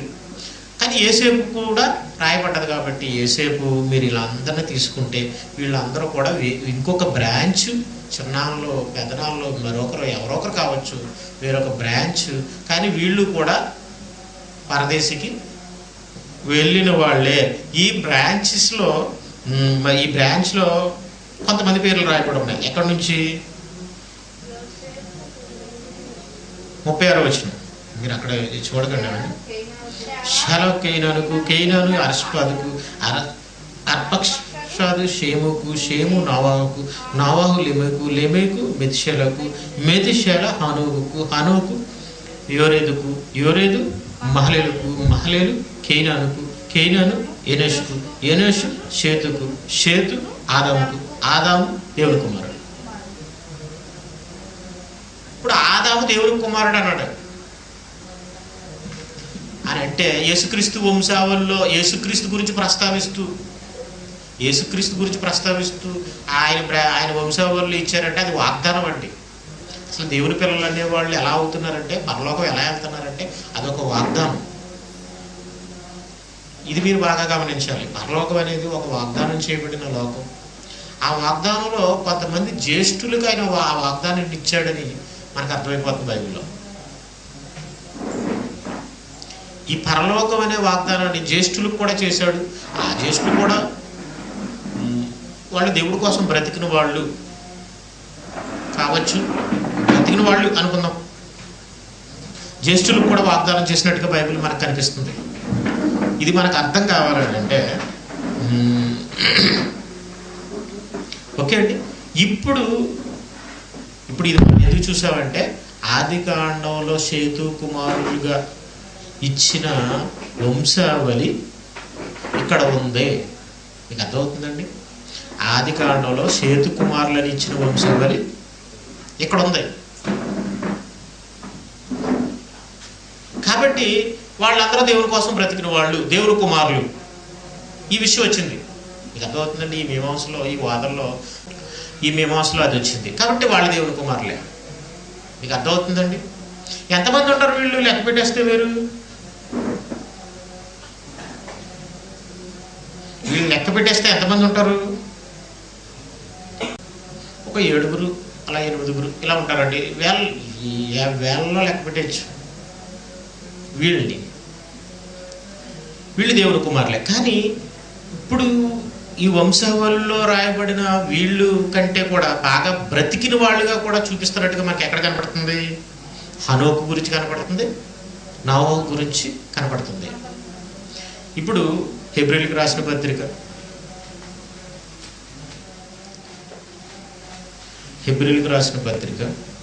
12వ అధ్యాయం 14-12 వచనాలు. 12వ అధ్యాయం 14 నుండి 12 వచనాలు. అందరితో సమాధానమును పరిశుద్ధతయు కలిగి ఉండుటకు ప్రయత్నించుడి. పరిశుద్ధత లేకుండా ఎవడును ప్రభువుని చూడడు. మీలో ఎవడైనను దేవుని కృపను పొందకుండా తప్పిపోవునేమో అని. చూడండి, ఆ మాటలు చూడండి. అందరితో సమాధానమును పరిశుద్ధతయు కలిగి ఉండుటకు ప్రయత్నించండి. సాధ్యమైతే అందరితో, సమస్త మనుషులతో సమాధానంగా ఉండమన్నాడు, పరిశుద్ధంగా ఉండమంటుంది బైబిల్. పరిశుద్ధత లేకుండా ఎవడను ప్రభువును, అసలు పరిశుద్ధత లేదనుకోండి, ఎవడనట ప్రభువుని చూడట. అంటే పరిశుద్ధత ఉంటేనే మనం ప్రభువుని చూస్తాం. మీలో ఎవడైనను దేవుని కృపను పొందకుండా, అంటే పరలోకాన్ని పొందకుండా తప్పిపోవును అని. ఎందుకు ఈ మాటలు చెప్తున్నాడంటే, ఒకవేళ మీరు తప్పిపోతారేమో, తప్పిపోయిన కుమారులా. మీకు అర్థమవుతుందండి? తప్పిపోయిన కుమారుడు ఎగ్జాంపుల్ ఎందుకు చెప్పాడంటే మన కోసమే, అందరి కోసమే చెప్పాడు. తప్పిపోవునేమో అని. ఎలా తప్పిపోతారు? చేదైన వేరేదైనా మొలిచి కలవరపరచుట వలన అనేకులు అపవిత్రులై పోదురేమో అని. ఎందుకంటే పరిశుద్ధత లేకపోతే ప్రభువు గురించి చూడలేరు. చేదైన వేరేదైనా మొలిచి అనేకులు ఏమైపోతారట? అపవిత్రులు అయిపోతారు. ఎందుకంటే మనం అందరం దేవుని పిల్లలు, మనం అందరం దేవుని సమాజంగా ఉంటున్నాం. మన మధ్యలోనే ఒకడు చెడిపోయాడు అనుకుందాం, చేదైన వేరులో మారిపోయాడు అనుకుందాం. ఏమైపోతారు? వాడిని బట్టి కొంతమంది కూడా అపవిత్రులు అయిపోతారు, కలవరపడతారు. అందరినీ మనల్ని కలవరపరుస్తారు. ఏదో తప్పుడు బోధల వలన, ఏదో వాళ్ళ మాటల వలన కలవరపరుస్తారు. ఆ కలవరపరచడం వలన మనం ఏమైపోతాం? నిజమే అనుకుంటాం. ఎందుకంటే కలవరపాటు వస్తుందండి. అందరూ బైబిల్ పట్టుకున్న వాళ్ళు నీకు నచ్చినట్టు నువ్వు చెప్పేసి, నాకు నచ్చినట్టు నేను చెప్పేసి అందరూ బైబిల్ వాడేస్తారు. మరి అందరం చెప్పే పొజిషన్లో ఉన్నప్పుడు ఎవరో కొంతమంది నమ్ముతారు. అందరూ నమ్మకపోయినా కొంతమంది నమ్ముతారు. తప్పు చెప్పి పర్వాలేదండి, ఏం చేసిన దేవుడు క్షమించేస్తాడు, లేదా అలా చేసిన, ఇలా బ్రతికేసినా పర్లేదు, అలా బ్రతికేసినా పర్లేదు అని ఏదో బోధ చెప్పినప్పుడు ఏదో చూపిస్తాడు. అందరూ నమ్మకపోవచ్చు, ఎవడో ఒకడు నమ్ముతాడు, లేకపోతే కొంతమంది నమ్ముతారు. అప్పుడు పాడైపోరా. అదంతా ఎందుకు జరుగుతుంది అంటే, చేదైన వేరు మొలవడం వలన. చేదైన వేరు ఎంతో ఉండవసరం లేదండి, చాలా చిన్నది ఉంటే చాలు. చేదుగొట్టు అంటారు, మనకు తెలుసు కదండి అందరికీ. చేపల్లోని అన్నింటిలోనే ఉంటుంది చేదుగొట్టు. కూర వండేటప్పుడు ఏం చేస్తారంటే దాన్ని తీసి పక్కన పడేస్తారు. ఒకవేళ అది కూరలో వేస్తాం అనుకోండి, కూర అంతా ఏమైపోద్ది? చేదైపోద్ది. అలా చేదైన వేరు మొలిచింది అనుకోండి, అది చిన్నదే, తప్పుడు బోధే. నిజంగా తప్పు చేయండి అని ఎవడో కూడా డైరెక్ట్గా చెప్పడండి. తప్పు చేయడని ఎవరు డైరెక్ట్గా చెప్పలేరు కూడా, కానీ ఇండైరెక్ట్గా చెప్తారు. అది చేదైన వేరు. అలా ఇండైరెక్ట్గా చెప్పినప్పుడు వాళ్ళు ఏం చేస్తారంటే, అంటే వాళ్ళు తప్పు చేసినప్పుడు వాళ్ళ తప్పును సమర్థించుకోవడానికి ఒకవేళ ఇండైరెక్ట్గా చెప్పారనుకున్నాం. అది చేదైన వేరులో ఏం చేస్తుందంటే పనిచేస్తుంది, అనేకలు అపవిత్రులు అయిపోతారు అని చెప్తున్నాడు. నీవు ఇది వదిలేశాడండి. మరలా కంటిన్యూషన్ అనమాట అండి. ఇంకా ఒక పూట కూటి కొరకు, నేను ఎందుకు చెప్తున్నానంటే ఈ మాట మీకు అర్థమవుతుంది, వినండి. ఒక పూట కూటి కొరకు తన జ్యేష్ఠత్వపు హక్కులు అమ్మివేసిన ఏసావు వంటి భ్రష్టుడైనను వ్యభిచారి అయినను ఉండినేమో అని జాగ్రత్తగా చూసుకోండి. ఒక పూట కూటి కోసం ఏసావు ఏం చేశాడట? తన జ్యేష్ఠత్వ హక్కును అమ్మేసుకున్నాడు. ఇస్సాకు యాకోబును కన్నాడని చెప్పకూడదు బైబిల్లో. నిజంగా చెప్పుకోవాలంటే ఏమని ఉండాలి? ఏసావును కన్నాడని ఉండాలి మత్తయి సువార్తలో. ఆ పేరు ఎందుకు లేదు? ఆ పేరు లేదు కాబట్టి అతను పరదేశంలో లేడని మనం చెప్పుకున్నాం కదండి. ఎందుకు లేదని అంటే ఏసావు ఎందుకు పోయాడంటే తన జ్యేష్ఠత్వపు హక్కును వదిలేసుకున్నాడు. ఎందుకంటే ఇప్పుడు మన ఆస్తి, ఇప్పుడు మనం తల్లిదండ్రులు ఏం చేస్తాడంటే జ్యేష్ఠులకి ఎక్కువ పంచుతాడు. హక్కు ఉండేది, ఎక్కువ భాగాన్ని ఇచ్చేవారు. పెద్దవాళ్ళకి ఏం చేసేవారంటే ఎక్కువ భాగాన్ని ఇచ్చేవారు, చిన్నవాళ్ళకి కొంచెం తక్కువ ఇచ్చేవారు పెద్దవాళ్ళకి. జ్యేష్ఠత్వ హక్కు మనకు కూడా పూర్వం, ఇప్పుడు సమానం అనుకోండి, పూర్వకాలం జ్యేష్ఠులకి ఒక ప్రత్యేకంగా హక్కు ఉండేది. వాడికి ఎక్కువ మొత్తాన్ని ముట్టి చెప్పాలి అని ఇలా చెప్పేవారు. అలా దేవుడు కూడా ఏదో హక్కు ఇచ్చినట్టుగా ఉందా లేదా? ఇక్కడ జ్యేష్ఠత్వపు హక్కు వదిలేసుకుంటే ఎవరు ఇస్సాకు దగ్గర వదిలేసుకోవాలి తప్ప మరి దేవుడు ఏంటి ఇలా అంటున్నాడు? ఈ పదాన్ని మనం ఆలోచించాలి. జ్యేష్ఠత్వపు హక్కును అమ్మివేసిన వంటి ఏసావు వంటి భ్రష్టుడైనను, ఆ హక్కును వదిలేశాడు కాబట్టి, అమ్మేశాడు కాబట్టి భ్రష్టుడు అన్నాడు. అంటే ఆ హక్కు దేవుడు ఇచ్చేది అనమాట అండి. ఆ హక్కు ఏంటి? దేవుడిచ్చేది. కానీ దాన్ని ఏం చేశాడు? ఏసావు వదిలేశాడు. వదిలేశాడంటే ఈ హక్కును వదిలేశాడంటే ఏం వదిలేశాడు అనుకుంటున్నారు? పరలోకాన్ని వదిలేసుకున్నాడండి. పరలోకాన్ని వదిలేసుకున్నాడే. దేనికోసం వదిలేసుకున్నాడు అనుకుంటున్నారు? దేనికోసం వదిలేసుకున్నాడో తెలుసండి? ఒక్క పూట కూటి కొరకు. ఏదో బ్రతికినంత కాలం కూడి కోసం కదండి, ఒక్క పూట కూటి కొరకు. ఎలాగైతే అతను పొరపాటు పడి ఎలాగైతే ఒక్క పూట కూటి కొరకు తన జ్యేష్ఠత్వ హక్కును అమ్మేసుకున్నాడు, అలాంటి ఏసావు లాంటి మనస్తత్వం, భ్రష్టత్వం, వ్యభిచారత్వం అన్నాడు. దాన్ని వ్యభిచారంతో పోల్చాడు. ఉండినేమో అని జాగ్రత్తగా చూసుకునుడి. ఏసావు ఆ తర్వాత ఆశీర్వాదం పొందగోరి కన్నీళ్లు విడిచుచు దానికోసం శ్రద్ధతో వెతికినను మారు మనసు పొందని అవకాశం దొరకక విసర్జింపబడినని ఎరుగుదుము. మారు మనసు పొందని అవకాశం దొరకక విసర్జింపబడినని ఎరుగుదుము. ఏసావు మరి ఏం చేశాడట? ఏసావు ఆ తర్వాత ఆశీర్వాదం పొందగోరు ఏం చేశాడట? కన్నీళ్లు విడిచిచ్చు దానికోసం శ్రద్ధతో వెతికినను మారు మనసు పొందని అవకాశం దొరకక విసర్జింపబడినని మీరు ఎరుగుదురు. ఈయన సంగతి ఏంటో ఒకసారి చూద్దాం. ఏసావు గారి సంగతి ఏంటో ఒకసారి చూద్దాం. ఆదికాండం ఎలా విసర్జింపబడ్డాడు? తర్వాత వెతికాడా? తర్వాత మళ్ళీ ఆశీర్వాదం కావాలనుకున్నాడండి. ఆశీర్వాదం వస్తే జ్యేష్ఠత్వ హక్కు వచ్చేసినట్టే. ఇక దేవుడు ఇవ్వకూడదు అనుకున్నాడు. జ్యేష్ఠత్వ హక్కు వదిలేసుకున్నాడు కాబట్టి అతను ఏం కోల్పోయాడు? ఆశీర్వాదాన్ని కోల్పోయాడు. అతను ముందు అమ్మేసుకున్నాడండి. అమ్మేసుకున్నాడు కాబట్టే కోల్పోయాడు. మీకు అర్థమవుతుందండి? నిజానికి అయితే అతను జ్యేష్ఠుడిగా పుట్టాడు, అతనికి దక్కాలి. కానీ అతనికి దక్కే అవకాశం ఇవ్వలేదండి దేవుడు. నిజంగా ఇస్సాకుకేమో ఏసావుకి ఇవ్వాలనే ఉంది. మీరు బైబిల్లో చూస్తే ఇస్సాకేమో జ్యేష్ఠత్వ హక్కు, ఆశీర్వాదం మొత్తం అన్నీ, జ్యేష్ఠుడిగా పుట్టాడు కదా కాబట్టి అతనే జ్యేష్ఠుడని అతను అనుకున్నాడు. ఆ హక్కు అతనిది అనుకున్నాడు. అందుకనే అతని ఆశీర్వాదం అతనికే ఇవ్వాలనుకున్నాడు. ఎవరు? ఇస్సాకు. కానీ దేవుడికి ఏమో అతనికి ఆశీర్వాదం ఇవ్వడం ఇష్టం లేదు. ఎందుకంటే ఒకప్పుడు దాన్ని అమ్మాడు. మరి ఇస్సాకు తెలుసో తెలీదో మనకి తెలియదు, కానీ దేవుడికి తెలుసు కదండి. దేవుడు అన్నీ గమనిస్తున్నాడు కదా. అందుకని ఇవ్వకూడదు అనుకున్నాడండి. తర్వాత మారు మనసు పొందాడట. మనసు మారింది, ఆ హక్కు కావాలనుకున్నాడు. అతను పోగొట్టుకున్నది చిక్కుడుకాయల కూరతోటే పోగొట్టుకున్నాడు. కానీ మాంసం కూర ఇచ్చి పొందుకోవాలనుకున్నాడు. కానీ ఏం చేశాడు? విసర్జింపబడ్డాడు. దేవుడు విసర్జించాడు కాబట్టి అతనికి హక్కు దొరకలేదు. దేవుడి విషయంలో మనం చాలా జాగ్రత్తగా ఉండాలి. దేవుడు మనకు కొన్ని అవకాశాలు ఇస్తాడండి. ఆ అవకాశాన్ని మనం మిస్ చేసుకున్నాం అనుకుంటే తర్వాత అవకాశం ఇవ్వడం. మీకు అర్థమవుతుందండి? తర్వాత అవకాశాన్ని ఇవ్వడం. ఇప్పుడు ఆదికాండం 25వ అధ్యాయం 28వ వచనం.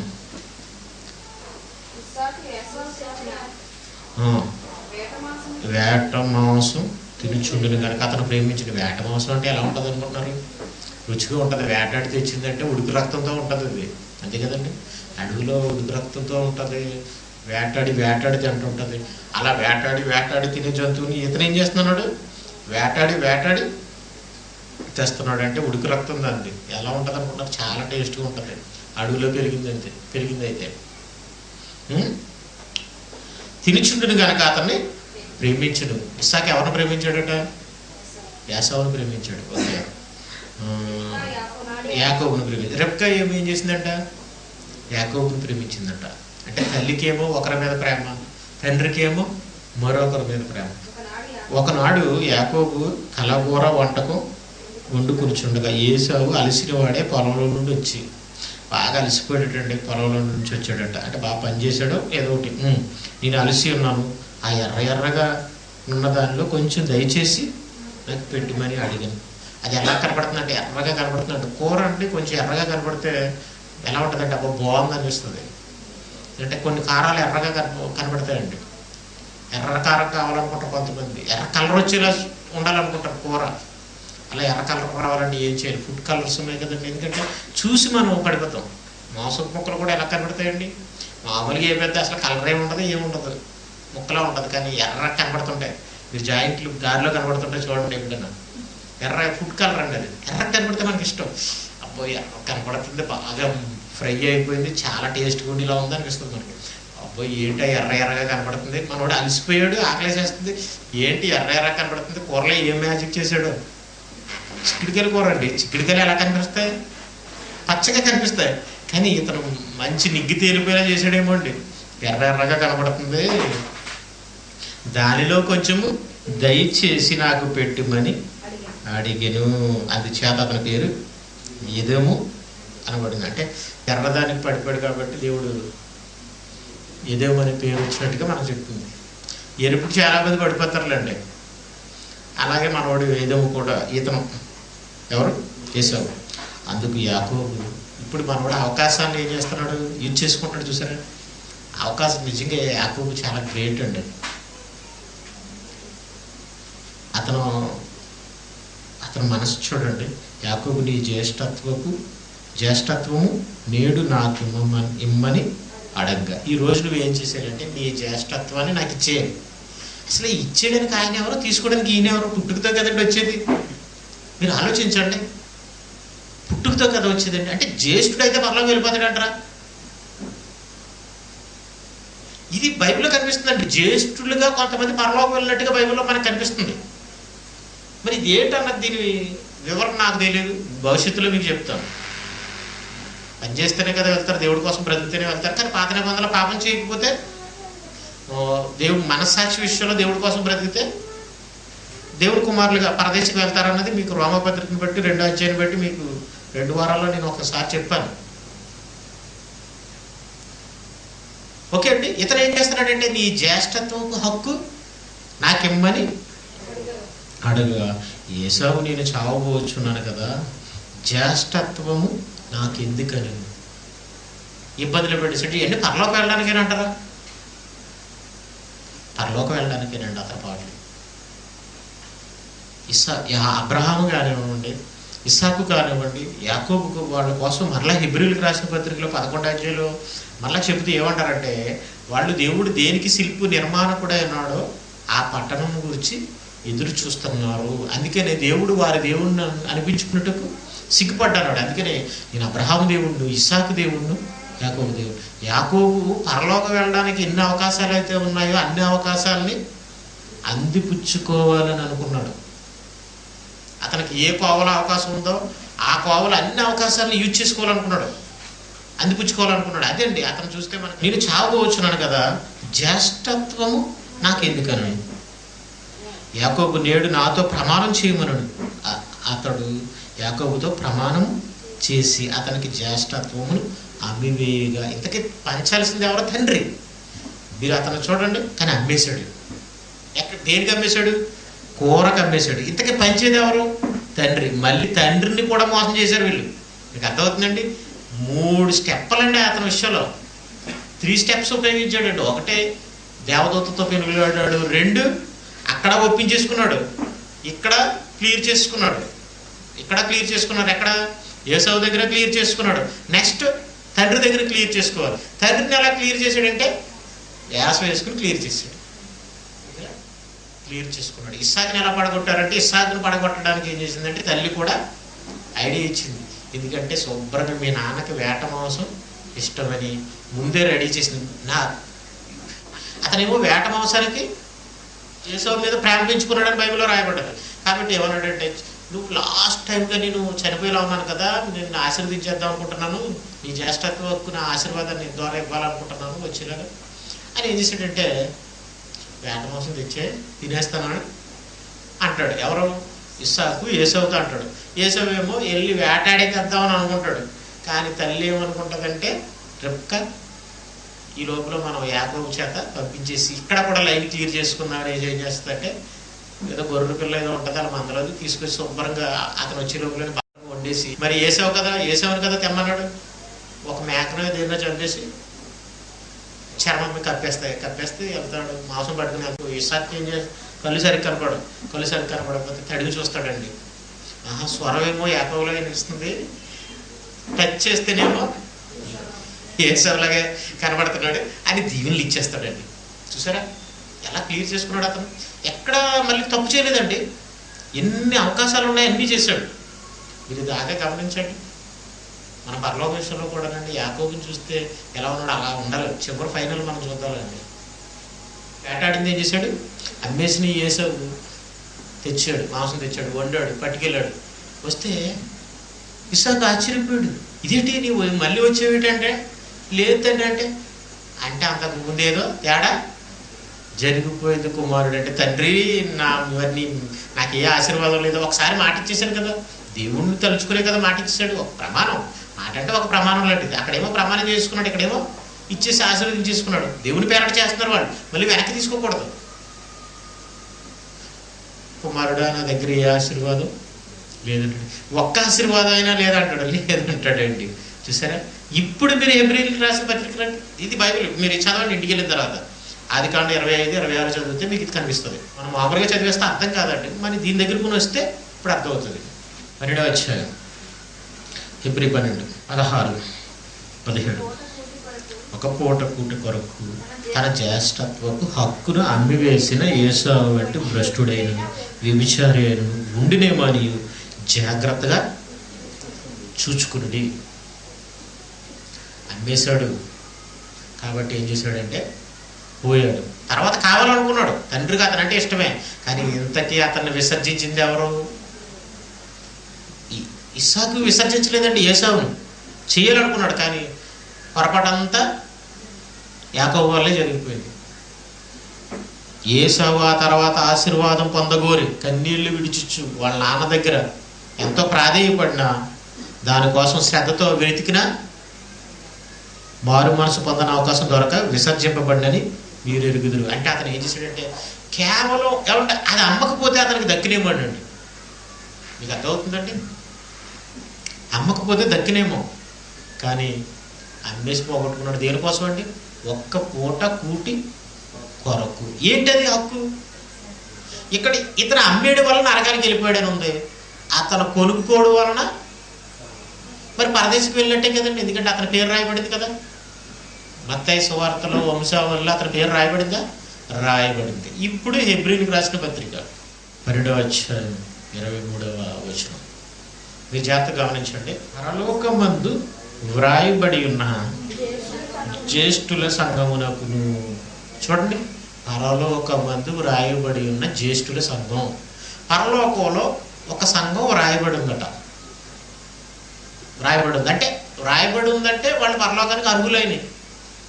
ఆ వ్రాయబడిన వాళ్ళ పేర్లే మనకి మత్తయి, లోకా సువార్తల్లో, లేక పరదేశంలో ఉన్నారని వ్రాయబడి చూసారా, వాళ్ళు అనమాట అండి. మీకు అర్థమవుతుంది ఇప్పుడు? ఎందుకంటే మీరు ఇంకా కిందకి చదవండి. పరలోకములో ఉన్న సంగమునకును వారి మహోత్సవమునకును అందరినీ, మీరు ఇంకా 22 నుండి కూడా చదువుదండి. ఇప్పుడైతే సియోనను కొండకును సంఘాన్ని గురించి, అది పాత నిబంధనల కాల సంఘమైన కొత్త నిబంధనల కాల సంఘమైన పరదేశంలో ఉన్న వాళ్ళ కోసం సియోనుడు కొండని రాయబడింది. జీవము గల దేవుని పట్టణమునకును, దాన్ని యెరూషలేమును కూడా రాయబడింది, అనగా పరలోక యెరూషలేమునకును. ఈ మాటలన్నీ ఒకదానికి సంబంధించినవే, ఈ మాటలన్నీ ఒకదానికి లింక్ ఉన్నవే. దాన్ని ఏమంటాడో మీరు ఒకసారి చూడండి. అనగా పరలోకపు యెరూషలేమునకును వేవేల కొలది దేవదూతల యొద్దకును, అంటే అక్కడ వాళ్ళు ఉంటారని, పరలోకమందు వ్రాయబడి ఉన్న జ్యేష్ఠుల సంఘమునకును వారి మహోత్సవమునకును అందరి న్యాయాధిపతి అయిన దేవుని యొద్దకును సంపూర్ణ సిద్ధి పొందిన నీతిమంతుల ఆత్మల యొద్దకును మీరు వచ్చి ఉన్నారు. అంటే ఆల్రెడీ కొంతమంది వ్రాయబడి ఉన్నారు. అందులో వాళ్ళు ఏంటంటే జ్యేష్ఠుల సంఘం అంటున్నాడు. సంపూర్ణ సిద్ధి పొందిన నీతిమంతుల ఆత్మల యొద్దకును అన్నాడు. జ్యేష్ఠుల సంఘం, సంపూర్ణ సిద్ధి పొందిన నీతిమంతుల ఆత్మలు అన్నాడు. ఇప్పుడు సంపూర్ణ సిద్ధి పొందిన నీతిమంతులు ఎవరు? ఇవన్నీ లింక్ ఉన్నదే 11వ అధ్యాయం. ఈ 11వ అధ్యాయం హెబ్రీయులకు రాసిన పత్రిక 11వ అధ్యాయం 39-40 చూడండి. వీరందరిలో ఎవరెవరు ఉన్నారు? దావీదు గారు ఉన్నారు, సంసోను గారు ఉన్నారు, బారాకు, గిద్యోను, యోఫ్తా, వీళ్ళందరూ ఉన్నారండి. తర్వాత శోధింపబడిరి, ఖడ్గంతో చంపబడిరి, గొర్రె చర్మలు వేసుకున్నారు. వీళ్ళందరిలో ఎవరున్నారు? కొత్త నిబంధనలు మనం తీసుకుంటే ఒక యాకోబు ఉన్నాడు, ఒక స్టెఫెన్ ఉన్నాడు. మనకు చంపబడిన వాళ్ళు, దేవుడి కోసం చంపబడిన వాళ్ళు వీళ్ళు. అంటే వీళ్ళు ఎవరు? మనము లేకుండా సంపూర్ణులు కాదు, కానీ వాళ్ళు సంపూర్ణులు. అర్థమవుతుందండి? బ్యాచ్ విషయంలో సంపూర్ణులు కాదు, కానీ విశ్వాస విషయంలో, సంపూర్ణ సిద్ధి విషయంలో సంపూర్ణులు. ఇప్పుడు సంపూర్ణ సిద్ధి పొందిన నీతిమంతుల ఆత్మల యొద్దకును. ఇప్పుడు పరదేశంలో ఎవరెవరు ఉన్నారని అంటే వీళ్ళందరిని బట్టి పరలోకంలో ఒక మహోత్సవం జరుగుతుంది. అది వేరే విషయం. అక్కడికి మీరు వచ్చారు. ఇదంతా స్టెప్ బై స్టెప్, ఇలా స్టెప్ బై స్టెప్ జరిగింది. స్టెప్ బై స్టెప్ జరగకపోతే అలాంటి పరిస్థితికి మీరు వచ్చారు. కాబట్టి దీన్ని మీరు పోగొట్టుకోకండి. మనం ముందున్నది ఇదే, మనకి ఇది ఉండాలి దృష్టి. ఇప్పుడు పెళ్లి కుమారుడు ఎగ్జాంపుల్ చెప్పాడు. ఏం చేయాలి? పెళ్లి కుమార్తె ఏం చేయాలి? పెళ్లి కుమారుడు వచ్చేంత వరకు కన్నికలే ఎదుర్కోవడానికి ఉన్న వాళ్ళు ఏం చేయాలి? సిద్ధుల్లో నూనె పెట్టుకుని రెడీగా ఉండాలి, ఎదురు చూడాలి. పెళ్ళి అంటేనే నిద్ర లేకుండా ఉండాలి. మనకు బాగా తెలుసు కదండి. పెళ్ళి అనగానే ఆ ఇంట్లో నిద్ర ఉంటుందండి బాబు. నేను చాలా పెళ్ళిళ్ళు చూశాను. ఒక 2-3 పెళ్ళిళ్ళు అసలు నిద్రే లేదు. కాబట్టి ఎదురు చూడాలని యేసుప్రభువారు ఆ ఎగ్జాంపుల్ తీసుకున్నారు. అలా మనం ఎదురు చూడాలి ఆ మహోత్సవానికి. ఇవన్నీ మన దృష్టిలో ఉండాలన్నమాట అండి. సియోను కొండ, యెరూషలేము, నీతిమంతుల ఆత్మలు, జ్యేష్ఠుల సంఘం, ఇది మన భవిష్యత్తు ప్రణాళిక, మహోత్సవం. ఇలాంటి ఆలోచనలు మనకు ఉండాలి. ఇప్పుడు జ్యేష్ఠుల సంఘం అనే మాట ఉంది అక్కడ లేదా? అంటే కొంతమంది జ్యేష్ఠులు కూడా సంఘంగా ఉన్నారు, వాళ్ళు రాయబడ్డారు, పరలోకంలో రాయబడ్డారంటే వాళ్ళకి పరదేశి దక్కింది. ఆ జ్యేష్ఠులు ఎవరో అని మనం ఆలోచిస్తే యాకోబు ఉన్నాడు, హక్కు కొనుక్కుని ఉన్నాడు. అర్థమవుతుందండి? ఇస్సాకు ఉన్నాడు. నిజానికి ఇస్మాయిలు అబ్రాహాంకు మొదట పుట్టినవాడు, కానీ అతను జ్యేష్ఠుడిగా దేవుడు తీసుకోలేదు. వాగ్దానం అంతకు ముందు సారాకి ఇచ్చాడు కాబట్టి వాగ్దాన ప్రకారంగానే జ్యేష్ఠ హక్కునిచ్చాడు. ఈ జ్యేష్ఠత్వ హక్కు అనేది దేవుని వలన వస్తున్నట్టుగా ఉంది, పుట్టుకలో వస్తున్నట్టు ఉంది. ఇదేంటంటే జ్యేష్ఠుల సంఘం అని బైబిల్లో వ్రాయబడింది. అంటే జ్యేష్ఠులు జ్యేష్ఠత్వ హక్కు ద్వారా పరలోకాన్ని సాధిస్తున్నారు. వాళ్ళు ఎందుకు సాధిస్తున్నారు, ఎలా సాధిస్తున్నారు అంటే దాని గురించి మనం ఇంకా డెప్త్ ఆలోచించాలి. అది పక్కన పెట్టేద్దాం. ఇప్పుడు మీరు ఆదికాండం 5వ అధ్యాయం, మీరు ఇప్పుడు 9వ వచనంలో ఎనోషు 90 సంవత్సరాల బ్రతికి కేయినాను కనిన తర్వాత ఎనోషు 800 బ్రతికి కుమార్తెలు కనిను. ఇప్పుడు ఈ షేతు ఎవరు? ఆదాము కుమారుడు. షేతు జ్యేష్ఠుడా? కాదు. ఎవరు జ్యేష్ఠుడు? కయ్యను జ్యేష్ఠుడు. కానీ దేవుడు కయ్యను ఏం చేశాడు? విసర్జించేశాడు. అతను కూడా తప్పు చేశాడు. ఒక ఏసావు ఎలా తప్పు చేశాడో కయ్యను కూడా అలాగే తప్పు చేశాడు. కాబట్టి దేవుడు ఏం చేశాడంటే షేతుని జ్యేష్ఠుడిగా రాస్తున్నాడని మనం గమనించాలి. ఇక్కడ మీకు అర్థమవుతుందండి. వంశవృక్షంలో షేతుకు చోటు వచ్చింది. అందుకనే కొంతమంది ఏంటంటే ఇక్కడ ఒక విషయాన్ని మనం జ్ఞాపకం తెచ్చుకోవాలి. కొంతమంది కయ్యనేమో సర్పానికి పుట్టాడని, ఆదాము పుట్టిన వాళ్ళు షేతు సంతానం అని, అందుకని కయ్యేను అంత సర్ప సంతానం అనేసి వాళ్ళు ఇలా అనేసి చెప్పి కొంతమంది ఒక బోధ ఉంది. అందుకని దేవుడు వంశవృక్షంలో వాళ్ళకి చోటు ఇవ్వలేదని వీళ్ళు అంటారు. తప్పది. అది 100% తప్పు. ఎందుకంటే ఒకరి నుండే ప్రతి జాతి మనుషుల్ని దేవుడు సృష్టించాడని బైబిల్లో ఉంది. కయ్యను ఆదాముకి పుట్టినవాడే తప్ప సర్పానికి పుట్టినవాడు కాదు.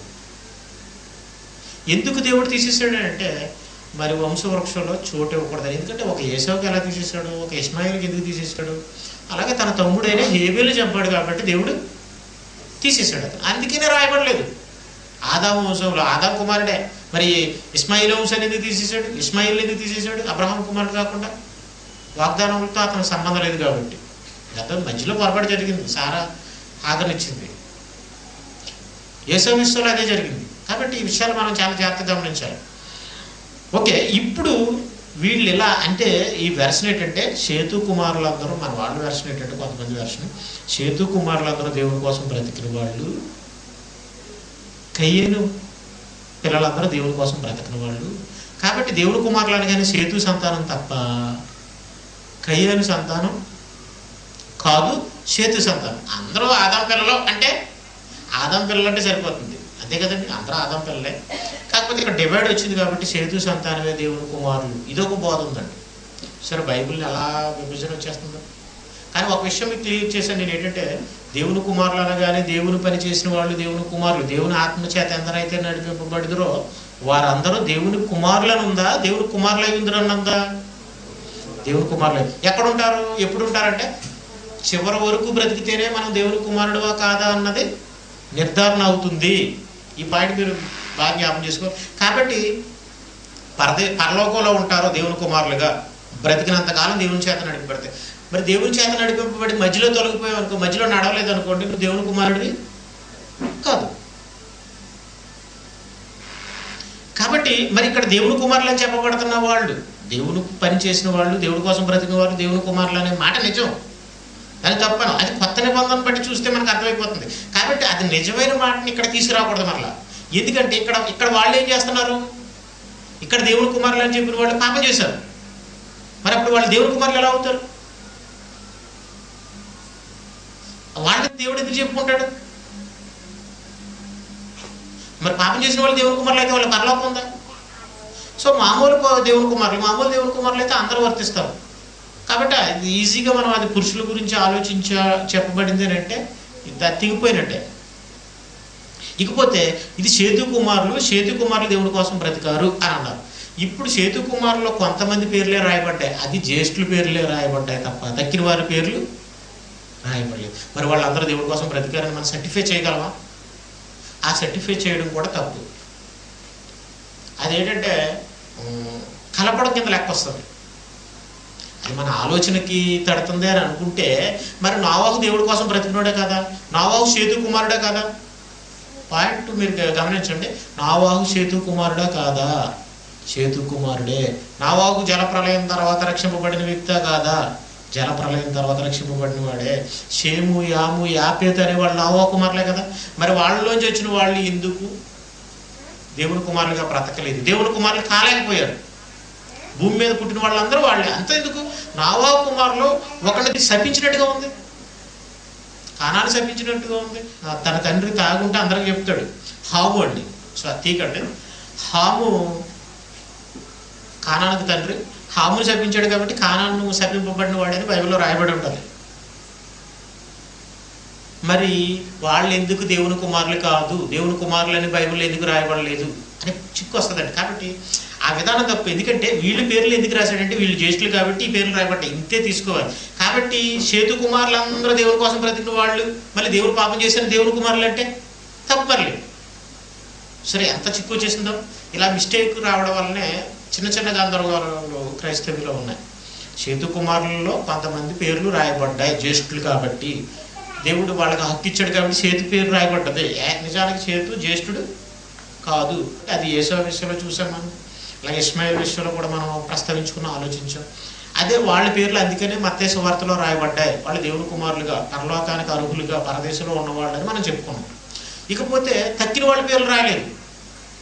ఈ సేతు, అర్పక్షాదు ఇలాంటివి ఉన్న కొంతమంది ఉన్నారు చూసారా, వాళ్ళకి పుట్టిన పిల్లలు ఉంటారు కదండి. ఎందుకంటే నిండిపోయింది అన్నాడు కదా, వాళ్ళు చాలా మంది అని బైబిల్లో మనం వచ్చిన బట్టి చూడతారు. మరి వాళ్ళందరూ దేవుడి కోసం బ్రతికిన వాళ్ళని ఎలా చెప్తారు? ఇది ఒక మిస్టేక్, కొంచెం కన్ఫ్యూజన్ అండి. ఇదంతా వేస్ట్ ఆ బాధ. ఇకపోతే కయ్యేను సంతానం అంతా పాతాళానికి వెళ్ళిపోయిన వాళ్ళ, నరకానికి వెళ్ళిపోయిన వాళ్ళ, దేవుడు కుమారులు కాదని ఈ మర్చిపోదని నేను ప్రస్తావిస్తున్నాను. కానీ మరొక వెర్షన్లో మనం ఆలోచిస్తున్నాం, అవసరాన్ని బట్టి ప్రస్తావిస్తున్నాను అంతే. ఎందుకంటే చిన్న మిస్టేక్, అవి తప్పులే. సేతు పిల్లలందరూ దేవుని కుమారులు అంటే తప్పు చేశారు కాదు. వ్రాయబడిన వాళ్ళే దేవుని కుమారులు, వాళ్ళు పరలోకానికి వెళ్ళారు. దేవుని కుమారులు అంటే వాళ్ళు జ్యేష్ఠులు కాబట్టి వాళ్ళ పేర్లు రాశారు, దేవుడు వారికి హక్కిచ్చారు. మీరు ఎంతసేపు విన్నది ఇది. ఇప్పుడు కయ్యేను కుమారులందరూ మరి నరకానికి వెళ్ళిపోయిన వాళ్ళ అని మనం ఎలా చెప్పగలం? సహోదరుల వాదన ఏంటంటే చూడండి, ఇప్పుడు 4వ అధ్యాయం ఆదికాండం 4వ అధ్యాయం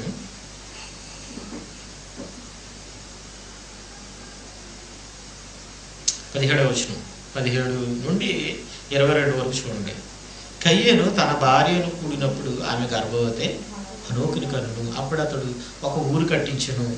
ఓకే, హనోకుకు ఏరాదు పుట్టిన, ఏరాదు మహయేలును కనును, మహయేలు మతుషయేలును కనును, మతుషయేలు లెమేకును కనును, లెమేకు 2 స్త్రీలు పెళ్లి చేసుకుని. చూసారా, వాళ్ళలో 2 స్త్రీలు పెళ్లి చేసుకున్నాడు అన్నది ఒక వాదన. వాళ్ళు ఎవరో దేవుడి కోసం బ్రతికారని రాయబడలేదు, వాళ్ళ పేర్లు ఎక్కడ మత్తయి సువార్తలో రాయబడలేదు. ఇనేది వాళ్ళ ఉద్దేశం కూడా, ఎందుకంటే జ్యేష్ఠత్వ హక్కుని తీసేసాడు కాబట్టి రాయబడలేదు. ఓకే అండి. అలాగని జ్యేష్ఠత్వ హక్కు తీసుకున్న వాళ్ళు పరలోకి వెళ్ళారో తక్కిన వారు వెళ్ళలేదా అనేది కూడా మనం చెప్పలేము. ఎందుకంటే దేవుడు వాళ్ళ మనస్సాక్షి కూడా సాక్ష్యం ఇచ్చుండగా, తప్పు ఉందని తప్పు లేదని వాళ్ళ తలంపులు సాక్షి ఇచ్చుండగా వాళ్ళకి అలా తీర్పు తీరుస్తాడని, వాళ్ళు దేవుడికి ఇచ్చిన విలువను బట్టి తీర్పు తీరుస్తాడని రోమపత్రికలో 2వ అధ్యాయంలో ఉంది. అలా వాళ్ళు పరలోకి వెళ్తారు. ఓకే అండి. అప్పుడు అతడు ఒక ఊరు కట్టించి ఆ ఊరికి తన కుమారుని పెట్టి హనోకు అని పేరు పెట్టును. ఇలా కొంతమందిని ఇక్కడ చూస్తే 21. అతని సహోదరుని పేరు యాబాలు, ఇతడు సీతారాను సానికును వాడికి చేయవారందరికి మూలపురుషుడు, మరియు సిల్లా తుబల్కైన కన్ను. అతడు పదును గల రాగి పనిముట్లు నేను చేయవాడు.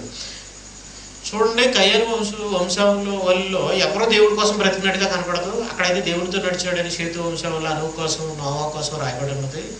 కాబట్టి వాళ్ళందరూ బ్రతికిన వాళ్ళు అనే వాదన వచ్చింది. వీళ్ళేమో దేవుడి కోసం బ్రతికిన వాళ్ళు, కయ్యేను అలాంటి వాడు, వీళ్ళందరూ అలాంటి వాళ్ళే అని చెప్పారు. ఇప్పుడు మనం ఎలా కలిపి చెప్పగలమంటే వీళ్ళందరూ నరకానికి వెళ్ళిపోయారని, కయ్యేను నరకానికి వెళ్ళిపోయాడని ఖచ్చితంగా చెప్పగలం. ఎందుకంటే బైబిల్లో దేవుడు తిట్టాడు. నేను అప్పుడు ఒకే మాట అన్నాను, ఇదేంటంటే ఇప్పుడు మనం కయ్యేను వంటి వారిపై ఉండరాదన్నాడే తప్ప బైబిల్లో మనం కయ్యేను సంతానం లాంటి వాళ్ళము మై ఉండరాదని అనలేదు కదండి దేవుడు. మీకు అర్థమవుతుందండి? కయ్యేను వంటి వారిపై ఉండరాదన్నాడా, కయ్యేను సంతానం వంటి వారిపై ఉండరాదన్నాడా? చెప్పాలి. ఈ భావన మీరు తీసుకోండి. ఇప్పుడు కయ్యేను సంతానం అంతా నరకానికి వెళ్ళిపోయారు, వాళ్ళందరూ తప్పు చేశారు, రాగి పనిముట్లు చేశారు. ఈ పని అంటే ఇప్పుడు దేవుడు ఏం చేశాడు? సంతానం వంటి వారే ఉండరాదని రాయాలి. కానీ దేవుడేమో కయ్యేను వంటి వారిపై ఉండరాదంటే, మరి మనం ఇప్పుడు ఈ వీళ్ళు వెర్షన్ ఏంటంటే మనం కయ్యేను సంతానం వారిపై ఉన్నట్టు ఉండరాదు అన్నట్టుగా మాట్లాడుతున్నారు మీరు. అది తప్పు 100కి 100 సార్లు.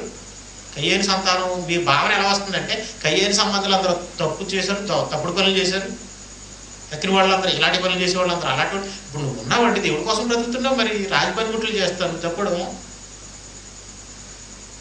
ఊరు కట్టించాడు కదా కయ్యేను, నువ్వేం చేస్తావు? తాపి పని చేస్తావు, ఇల్లులు కడుతుంటావు, దేవుడి కోసం బ్రతుకుతుంటావు. తప్ప చెప్పండి. దేవుడు అలా రాయించాలి, దేవుడు అలా రాయించకుండా కయ్యేను వంటి వారిపై ఉండరాదు అన్నాడు. మీ వెర్షన్ అలా ఉందా? తప్పు. నేను కయ్యేను చెడ్డోడని నేను ఒప్పుకుంటాను, కయ్యేను నరకానికి వెళ్ళిపోయాడని నేను ఒప్పుకుంటాను. ఇక్కడ బైబిల్లో రాయబడింది. మరి లేని వాళ్ళు ఎందుకు వెళ్ళిపోయారంటారు? ఈ వెర్షన్ అసలు తప్పు. చూసారా, ఒక చోట దేవుడు పని చేసిన వాళ్ళు దేవుని కుమారులు అన్నది రైట్. ఆ రైట్ని ఎక్కడ ఏం చేశారంటే దేవుని కుమారులు అనే మాటని ఇంక్లూడ్ చేశారు అక్కడ ఆదికాండం 6వ అధ్యాయంలో. నెక్స్ట్ ఈ సేతు సంతానంలో కొంతమంది పేర్లు ఇక్కడ రాయబడ్డాయి కాబట్టి వాళ్ళు చేశారు దేవుడి కుమారులు. కాబట్టి సేతు సంతానం అంతా వంశవల్లో వాళ్ళ చోటు ఉంది కాబట్టి, అయితే దేవుడి కోసం నడిచారని ఉంది కాబట్టి వాళ్ళందరూ దేవుడి కుమారులు అని చెప్పేశారు. కయ్యేను మరి ఇలా ఉన్నాడు కాబట్టి వీళ్ళ కోసం అలాంటి మాటలు రాయబడలేదు కాబట్టి, వీళ్ళ కోసం వంశవల్లో చూడలేదు కాబట్టి వీళ్ళందరూ నరకానికి వెళ్ళిపోతారు. ఇది తప్పండి. ఈ కయ్యేను సంతానంలో కొంతమంది చిన్నప్పుడే చనిపోయారు అనుకోండి, వాళ్ళు పరలోకి వెళ్తారా వెళ్ళరా? బైబిల్ ప్రకారంగా చెప్పండి. పసిపిల్లలుగా చనిపోయారండి, గర్భంలోనే పోయారండి, వాళ్ళు పరలోకి వెళ్తారా వెళ్ళరా? మరి కయ్యేను సంబంధాలు అందరూ నరకానికి పోయారంటే ఎలా కుదురుతుంది సంతానం అందని? చూడండి, మొదటి యోహాను పత్రిక. నేను అదే అన్నాను, మీరు కలుపుతున్నట్టు అవుతుంది, అది తప్పండి. కొన్ని విషయాలు నేను ఒప్పుకుంటాను. చూసారా, అంటే కరెక్ట్ని ఏం చేస్తానంటే కరెక్ట్ని మనం తీసుకుని రాంగ్కి పెట్టడం వల్ల, చూసారా, మళ్ళీ కరెక్ట్ని ఇలా మ్యాచ్ చేసుకోవడం వల్ల గందరగోళం వచ్చేస్తుందండి. పొరపాటు అలాగే మనం పొరపాటు పడతాం. దేన్ని ఎలా ఆలోచించాలో దాన్ని అలా ఆలోచించాలి. పజిల్ సిస్టంలో ఆలోచించాలి. అందుకని మనం ఏంటంటే ఏ కోణాన్ని ఆ కోణాన్ని, మీకు అసలు జ్యేష్ఠుల సంఘం అని దాన్ని ఇంకా లోతుగా డెప్త్గా చెప్పాలనుకున్నాను, కానీ దీనికి లింక్ ఉంది కాబట్టి మూడవ భాగంగానే చెప్పేద్దాం అనుకున్నాను. వీలైతే దాని గురించి మళ్ళీ ఎప్పుడైనా నేను మీకు చెప్తాను. పూర్తి కన్ఫర్మేషన్ ఏంటంటే, మరి దేవుడు పనిచేసిన వాళ్ళకి ఇవ్వాలి కదా, జ్యేష్ఠులకి ఎందుకు ఇచ్చాడు? ఒక పాయింట్ ఏంటంటే, దేవుడు అలాంటి వాళ్ళు పుట్టించాడు అని అనుకోవచ్చు. ఆ తరాలు కొంతమంది న్యాయాధిపతులను కూడా కొన్ని తరాల్లో పుట్టించాడు. యేసుక్రీస్తు ఉన్నాడు అనుకోండి, యేసుక్రీస్తును కూడా కాలం పరిపూర్ణమైన పుట్టించాడు, పరిపూర్ణమైనప్పుడే పుట్టించాడు. ఓకే, యోహాను రాసిన పత్రిక 3వ అధ్యాయం 12వ వచనం. మనము కయ్యేను వంటి వారిమై ఉండరాదు అన్నాడా? మనం కయ్యేని పిల్లల లాంటి వారిమై ఉండరాదు, కయ్యేని సంతానం లాంటి వాళ్ళై ఉండరాదు అని ఉందా? చదవండి మీరు. ఇప్పుడు కొంతమంది బెన్హనిస్ట్ బోధలు, బెన్హన్ అనే ఒక ఆయన ఉన్నాడు, అతను అమెరికాలో ఉండేవాడు. అతను ఏదో ఫోటో తీస్తే ఏదో ప్రసంగం చెప్తుంటే వెలుగులో పడ్డది కాబట్టి, బైబిల్లో మేఘస్తంభం ఉంది కాబట్టి అతను ఫోటో వెనకాల మేఘస్తంభం కింద ఫోటో వేస్తారండి, వేసి ఇతను ఒక ప్రవక్త, ఈ కాలానికి వచ్చిన ప్రవక్త, ఏలియా రాబోతున్నాడని, ఏలియా లాంటి ప్రవక్త రాబోతున్నాడని యోహాను కోసం చెప్తే అతనే అంటారు. ఇంతకీ యేసుక్రీస్తే వచ్చేసాడు, రెండో రాకడ జరిగిపోయింది, అతనే అంటారట. వాళ్ళు చెప్పే బోధ ఏంటంటే, ఇంకో కయ్యేని సర్పసంతానం, కయ్యేని సంతానం అంతా సర్పసంతానం, ఆ సంతానం ఇప్పుడు ఉంది, మిక్స్డ్ బ్రీడ్ అలా ఉంది కాబట్టి వీళ్ళందరూ నరకానికి వెళ్ళిపోతారు. దేవుడి సంతానం ఉంది, వాళ్ళు ఎవరో వాళ్ళే మారుతారు. ఇదో బోధండి. సరే, తలతిక్క బోధలు ఎలా ఉన్నాయంటే ఎవరు కానీ మ్యాచ్ చేస్తున్నారండి, బైబిల్ పాడు చేసేస్తున్నారు. బైబిల్లో రాయబడిన సందర్భాలని మిక్స్ చేసుకుంటున్నారు, అక్కడ పొరపాటు జరుగుతుంది. అంత బైబిల్లోదే, దేన్ని దానిగా ఆలోచించాలి ఫజిల్ సిస్టంలో. అందుకని ఇక్కడ మన విధానం అంతా ఎలా ఉంటుందంటే, పాఠం అంతే అక్కడ క్లియర్ అయిపోతుంది, పాఠం అక్కడ క్లియర్ అయిపోతుంది. అప్పుడు మ్యాచ్ చేసుకోవాలి. మ్యాచ్ చేసుకోగలిగినప్పుడు కలిపేసుకుంటే ఎలా కుదురుతుంది? బైబిల్ చాలా కన్ఫ్యూజన్. మనము కయ్యేను వంటి వారిమే ఉండరాదు, వాడి దుష్టికి సంబంధం తప్ప వాడి కొడుకులందరూ దుష్టికి సంబంధించి. నిజానికి కయ్యేను నేను మళ్ళీ క్లూ కూడా నేను మాట్లాడాను. ఏమంటే, కయ్యేను ఉన్నాడు, ఊరు కట్టాడు. ఊరు కట్టింది హనోకు కాదు కదా, హనోకు తప్పు చేసినట్టుగా లేదు కదా. ఒకవేళ ఊరు కట్టడమే తప్పు అనుకుంటే హనోకు ఏ పాపం చేశాడు? పుట్టినప్పుడు కయ్యేను ఊరు కట్టాడు, అంత తప్పు ఎలా అవుతుంది? పుట్టినప్పుడు అందరూ యథార్థవంతులే కదండి. మూల పురుషులు అని చెప్పడం తప్ప నాకు ఎందుకంటే నేను ఇంక అన్నీ కదపలేదండి. ఏంటంటే మిస్టేక్లు ఎందుకు? ఎందుకంటే కొన్ని విషయాల్లో మనం ఎంత మాట్లాడాలో అంత మాట్లాడాలి, ఎక్కువ మాట్లాడకూడదు. విస్తారమైన మాటలు ఏముంటుందంటే దోషం ఉంటుంది, పొరపాటు చేస్తాం. ఆ పొరపాటు మనం చేయకూడదు అనేసి నేను కొన్ని విషయాలనే మాట్లాడాను. మీ ముందు కూడా కొన్ని విషయాలే మాట్లాడుతున్నాను. కాబట్టి కయ్యేను సంతానం అంతా నరకానికి వెళ్ళిపోయారని ఖచ్చితంగా చెప్పడం 100% తప్పు. ఎందుకంటే పిండంగా రాలిపోతే మేలని బైబిల్లో ఉంది. మరి కయ్యేను భార్య కావచ్చు, ఎన్ని పిండాలు రాలిపోయారు? అయితే కయ్యేను కుమారులకి ఎంతమంది పిండాలుగా రాలిపోయారు? వాళ్ళందరూ పరలోకి వెళ్ళాలి, పరదేశంలో ఉండాలి. ఇది ఇంగితం అండి. కాబట్టి ఎందుకంటే బైబిల్కి ఒకటి కలపకూడదు, తీసివేయకూడదు. కయ్యేను కోసం చెప్పినప్పుడు వీళ్ళందరూ తప్పు అంటే వాళ్ళు తప్పు చేశారు, ఒప్పు చేశారు రాయబడలేదు. వాళ్ళు మూల పురుషులు అని చెప్పాడు దేవుడు, అంతే. ఏం జరిగిందో చెప్పాడు. కాబట్టి వాళ్ళ సంతానం అంతా తప్పు చేశారు, దేవుడి కోసం బ్రతకలేదని కూడా మనం చెప్పకూడదు. ఆ విషయంలో మనం సైలెంట్గా ఉండాలి. బైబిల్ చెప్పలేదు కదా, కయ్యేను కోసమే చెప్పింది, ఇంకా సైలెంట్ ఉండాలి అంతే. కన్ఫ్యూజన్ మనం చేయకూడదు. ఎక్కడైతే ఏం చెప్పాడో ఎవరి కోసం. ఇప్పుడు మనం అదే 2వ వారంలో ఏం ఆలోచించామంటే, యేసుక్రీస్తు దేవుని కుమారుడు, ఓకే కన్ఫర్మ్. అబ్రహాం దేవుని కుమారుడు, పరదేశంలో ఉన్నాడు కన్ఫర్మ్. లాజరు కన్ఫర్మ్. దావీదు డౌట్గా ఉంది, ఎందుకంటే డౌట్ కాదు, ఎక్కడ ఉంది, విశ్వాసుల జాబితాలో ఉంది, పర్లేదు కన్ఫర్మ్. సొలొమోను కోసం రాయించాడు దేవుడు, విశ్వాసుల జాబితాలో రాయించలేదు, డౌట్ వచ్చింది. ఎందుకు వదిలేశాడు? డౌట్లో పెట్టేశాడండి. మనకు దేవుడు ఎందుకో తెలుసండి, ఒకవేళ డౌట్ కన్ఫర్మ్ చేశాడు అనుకోండి, మనకు ముందే కొమ్ములు వచ్చేస్తాయి. మీకు అర్థమవుతుందా? దేవుడే మనకు కొమ్ములు రాకూడదని కొంచెం తగ్గిస్తే దాన్ని కొంచెం మనం చూసాం, యోనాతో పోల్చుకుని చూసాం. రాస్తే మనం కొన్ని విషయాలు కన్ఫర్మ్ చేసుకుంటే ఎలా? అలాగే పాడైపోతున్నాం, మనం దెబ్బతింటున్నాం. చాలా జాగ్రత్తగా ఉండాలి, చేదు మొలవకుండా చూసుకోవాలి. చేదుని మనం ఏం చేయాలంటే ఎప్పటికప్పుడు కట్ చేయాలి. ఎందుకంటే పోయేది ఎక్కడికి అనుకుంటున్నారు? చేదు అనేది ప్రారంభమైతే పాతాళంలో నరగానికండి. ఒక యాకోబు చూడండి, అన్ని చాయిస్ని వేయించుకున్నాడు, వన్ బై వన్ కట్ చేసుకుంటూ వచ్చాడు. అక్కడ దేవదూత తల్లిని ముందు కొట్టేశాడు, దేవదూత తల్లిని ముందు పడగొట్టేశాడు, తర్వాత ఏసావుని పడగొట్టేశాడు, తర్వాత ఇస్సాకుని పడగొట్టేశాడు, చోటు కొట్టేశాడు. నిజంగా ఈ విషయంలో మనం ఈ మాట చూడాలండి. మత్తయి సువార్త 11వ అధ్యాయం 12వ వచనం చదవండి. బాప్తిస్మం ఇచ్చు యోహాను దినము వరకు మొదలుకొని ఇప్పటి వరకు పరలోక రాజ్యము దేవుని పిల్లలకే పట్టబడేది. ఆ పరలోక రాజ్యం దేవుని పిల్లలకే పట్టబడుతుంది, స్వతంత్రించుకుంటారు. కానీ అందులో వాళ్ళు ఎలాంటి వాళ్ళు వెళ్తున్నారు అనుకుంటున్నారు? బలత్కారులు దాన్ని ఆక్రమించుకుంటున్నారు. ఇప్పటి వరకు అంటే యోహాను కాలం వరకు పరలోక రాజ్యం ఎలా పడుతుందంట? ప్రవక్తలు ఉన్నారు అని అంటున్నాడు. ప్రవక్తలు ఎప్పటి నుంచో ఉన్నారంటే అబ్రహాము ప్రవక్త అని రాయబడింది, హనోకు కూడా ప్రవచించాడని బైబిల్లో రాయబడింది. అక్కడి నుంచి మీరు తీసుకోండి, పరలోక రాజ్యం ఎలా పట్టుబడుతుందట? బలత్కారంతో పట్టుబడతాయి. బాగా బలత్కారం చేసినోడు ఎవరు అనుకుంటున్నారు? పరలోక రాజ్యం పొందడానికి మనకు బాగా కనబడేవారు ఎవరంటే యాకోబు.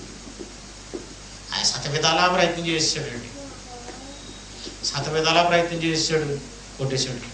మోసం చేసినా కానీ న్యాయమే ఉంది. మరలేదు చూసారా, న్యాయమైన కోరిక పరలోకి వెళ్ళాలి కాబట్టి ఆశీర్వాదం కావాలి. జ్యేష్ఠులు వెళ్తారు కాబట్టి జ్యేష్ఠత్వ హక్కు పట్టణ డబ్బు కోసం కాదండి. జ్యేష్ఠత్వ హక్కు అనుకుంటే డబ్బు కోసం అనుకుంటారు మీరు, కాదండి, పరలోకం కోసం. ఎందుకంటే వాళ్ళు ఏం చేశారట? పరవాసులైనట్టుగా ఉన్నారట. యాకోబు కోసం ఎంత మంచి మాట రాయబడిందండి. మీరు హెబ్రీలకు రాసిన పత్రికలో చూడండి, వాళ్ళంతా ఆస్తి గల వాళ్ళే, కానీ ఎలా ఉన్నారట? యాకోబు డబ్బు కోసం ఉన్నాడు అనుకుంటారా? 11వ అధ్యాయం హెబ్రీలకు రాసిన పత్రిక. విశ్వాసమును బట్టి అతడును అతనితో ఆ వాగ్దానమునకు సమాన వారసులైన ఇస్సాకు యాకోబు అని వారు గుడారములలో నివసించు అన్యుల దేశములో ఉన్నట్టుగా వాగ్దాత దేశంలో పరవాసులైరి. పరవాసులుగా ఉన్నారట. ఏ దేశంలో? వాగ్దాత దేశంలో. ఎవరు వాగ్దానం చేసిన దేశంలో? దేవుడు వాగ్దానం చేసిన దేశంలో. దేవుడు వాగ్దానం చేసాడంటే మనకి ఎలా ఉంటుంది? చాలా ధైర్యంగా ఫ్రీగా ఉండొచ్చు. కానీ పరవాసులుగానే ఉన్నారట. ఎందుకు? విశ్వాసాన్ని బట్టి. అంటే ఎంత విశ్వాసం మీరు వాళ్ళతో ఆలోచించండి. విశ్వాస సంబంధులే దేవుని పిల్లలను మనం చెప్పుకున్నాం మొదటి వారంలో. అతనితో వాగ్దానములకు సమాన వారసులైన ఇస్సాకుని యాకోబు అనేవాడు అనువారు గుడారంలో నివసించు అన్యుల దేశంలో ఉన్నట్టుగా వాగ్దాత దేశంలో పరవాసులైరి. ఎలా అనగా ఎందుకు పరవాసులుగా ఉన్నారంటే దేవుడు దేనికి శిల్పి నిర్మాణకుడై ఉన్నాడో పునాదులు గల, అంటే అసలు తీసివేయబడదు, అది స్టాండర్డ్ అనమాట. పరలోకం ఎలాంటిది అనుకుంటారు? పునాదులు గల పట్టణం అంటే, పునాది వేసిన పట్టణం అంటే పడిపోదు, అది స్టాండర్డ్గా ఉంటుంది. ఆ పట్టణం కొరకు అబ్రహాం ఏం చేశాడట? ఎదురు చూచుచుండును.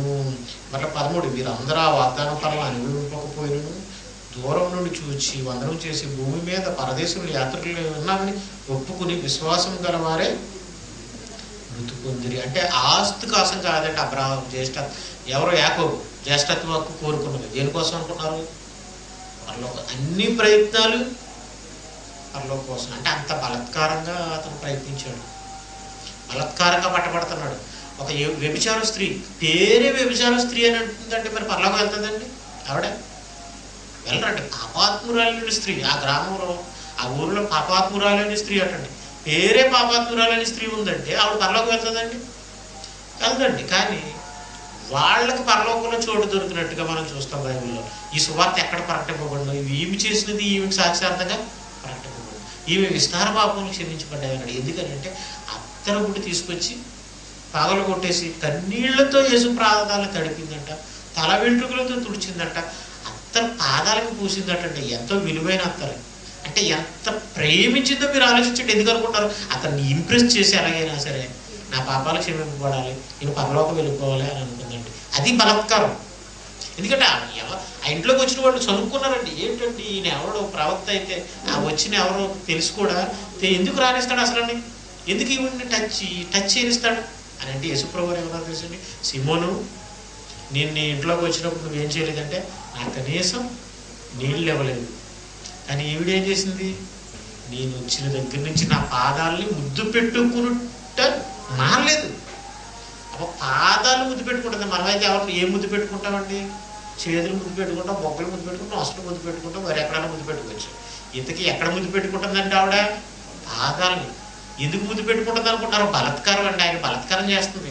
ప్రభువా నిన్ను ప్రేమిస్తున్నాను, నేను ఇష్టపడుతున్నాను, నాకు పరలోక రాజ్యం కావాలి, నీ ద్వారా నాకు క్షమాపణ కావాలి అనే బలత్కారం. ఎలా ఎంత దిగజారిపోయింది అనుకుంటారు? ఓ పాదాలు ఏమో ముద్దు పెట్టేసుకుంటుంది, మాటలేదంట. ఒకసారి ముద్దు పెట్టుకుంటే మాటలేదంట, అలాగే ముద్దు పెట్టేసుకుంటుందంట. మరలా ఏం చేసింది అనుకుంటారు? కన్నీళ్ళతో ఏం చేసిందట? పాదాలను తడిపే కన్నీళ్లు మనం కార్చగలమని మీరు చెప్పండి. మీరు ఎప్పుడైనా కన్నీళ్ళు కార్చినవి ఎన్ని ఉంటాయో లెక్క పెట్టండి. అని ఆ క్షణంలో ఆవిడ పాదాలు తడిపేసిందా? పాదాలు తడిచిపోవాలంటే ఎన్ని కన్నీళ్ళు రావాలంటే తడిపిందా? మరలా ఏం చేసి తల వెంట్రుకతో తుడిచిందా? అత్తరు తెచ్చిందండి, డబ్బంతా కోసుకొనేసిందటండి. అంతే కదండి.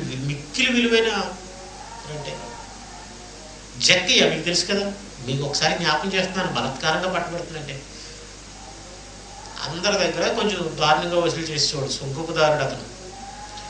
లేకపోతే తేడా లెక్కలు చూపించి వసూలు చేస్తాడు అనుకుంటాను.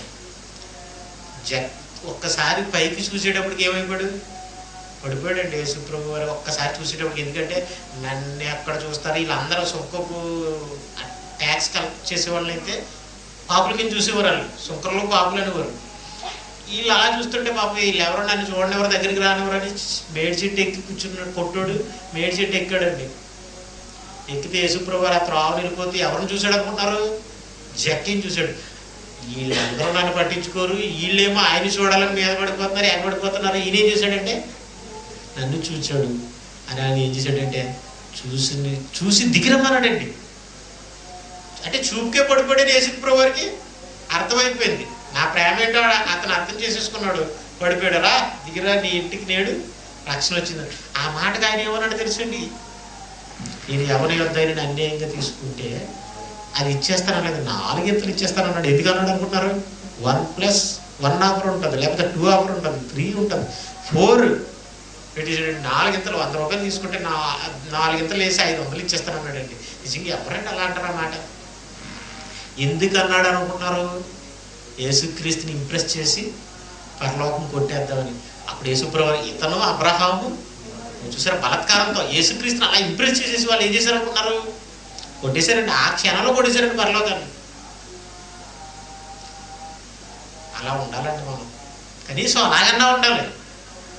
ఎందుకంటే మనం చేయడానికి మనకు టైం లేదు. ఏ టైంలో మనం రాలిపోతామో తెలీదు. రాలిపోయి పాతాళంలో నరకానికి పోతే ఏమైపోతాం?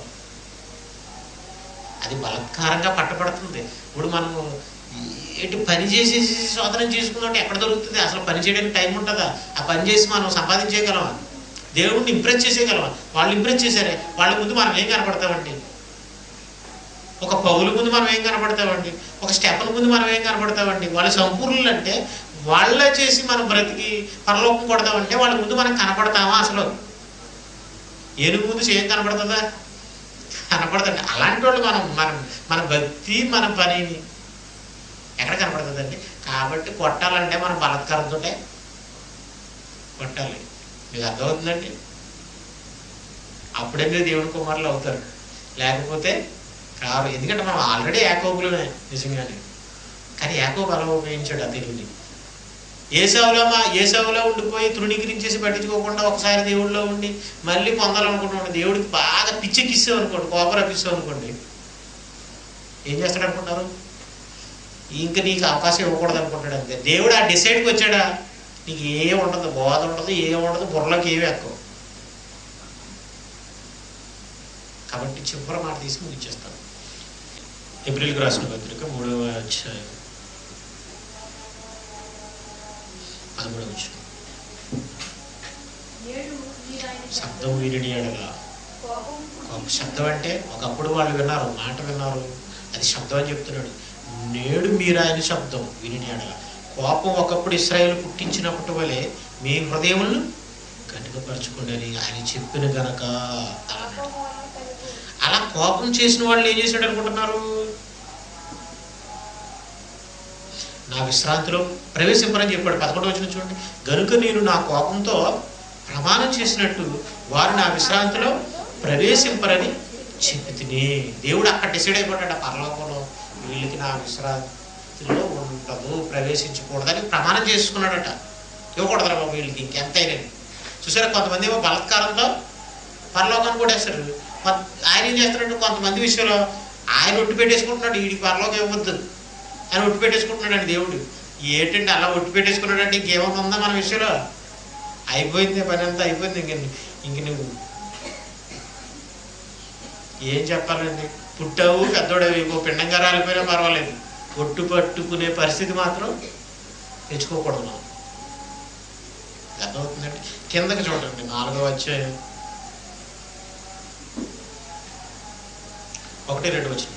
ఆయన యొక్క విశ్రాంతిలో ప్రవేశించుదుమని వాగ్దానం ఇక నిలిచి ఉండగా. పరలోకం అనే వాగ్దానం మనకే నిలిచింది. మీలో ఎవడైనా ఒకవేళ ఆ వాగ్దానం పొందకుండా తప్పిపోవునేమో అని భయం కలిగి ఉందా? అసలు పరలోక విషయంలో భయం కలిగి ఉండాలి తప్ప కన్ఫర్మేషన్తో ఉండకూడదు. మీకు అర్థమవుతుందండి? భయం కలిగి ఏమో ఎప్పుడు తప్పిపోతాము, ఏమైపోతాము, వెళ్తాము వెళ్ళము అని భయంతో ఉంటేనే అక్కడికి వెళ్ళడానికి అవకాశం ఉంటుంది. నాకు కాకపోతే ఎవరికి ఇస్తాడని అనుకున్నావు. నువ్వేమన్నా స్టెఫనువా? ఏమని చెప్పండి, నువ్వేమన్నా పేతురువా, పౌలువా? అలాగా ఉన్నామండి మనం అందరం. అసలు ఆ కేడర్కి మనం అసలు చెందాం. మనంతా ఈ కేడర్లో ఉండాలి. భయం కలిగిందుము వారికి ప్రకటింపబడులు, మనకును సువార్త ప్రకటింపబడి. అప్పుడు కాలంలో హనోకు ప్రకటించాడు, అప్పుడు కాలంలో నోవాకు ప్రకటించాడు, మనకి సువార్త ప్రకటింపబడు, మోసే ప్రకటించాడు, వీళ్ళందరూ ప్రకటించారా? కానీ వారు వినిన వారితో ఎవరైతే చెప్పారో, ఎవరైతే విశ్వాసంతో చెప్పారో, విశ్వాసం గలవారే ఉన్నారు. వినిన వారితో విశ్వాసం గలవారే కలిసి ఉండలేదు. గనుక విన్న వాక్యం వారికి ఏమైపోయింది అనుకున్నారు? నిష్ప్రయోజనం అయిపోయింది. కొంత విషయంలో ఎవరైతే విన్నారో, ఎవరైతే విశ్వాసంతో చెప్పారో, పని చేసి చెప్పారో, వాళ్ళు పనిలో ఉంటున్నప్పుడు, వాళ్ళు పని చేస్తున్నప్పుడు, వాళ్ళు విశ్వాసంతో చెప్పినప్పుడు నువ్వు విశ్వాసం అయితే వాళ్ళతో ఉంటావు. కానీ వాళ్ళతో ఉండలేదంటే నీకేమవుతుంది అనుకుంటున్నారు? వాక్యాన్ని కూడా ఏం చేస్తాడు అనుకుంటున్నారు? నిష్ప్రయోజనం అయిపోయినట్టు. నిష్ప్రయోజనమైన కాగా ఆయన మిస్టేక్ మరలా చెప్తున్నాడండి.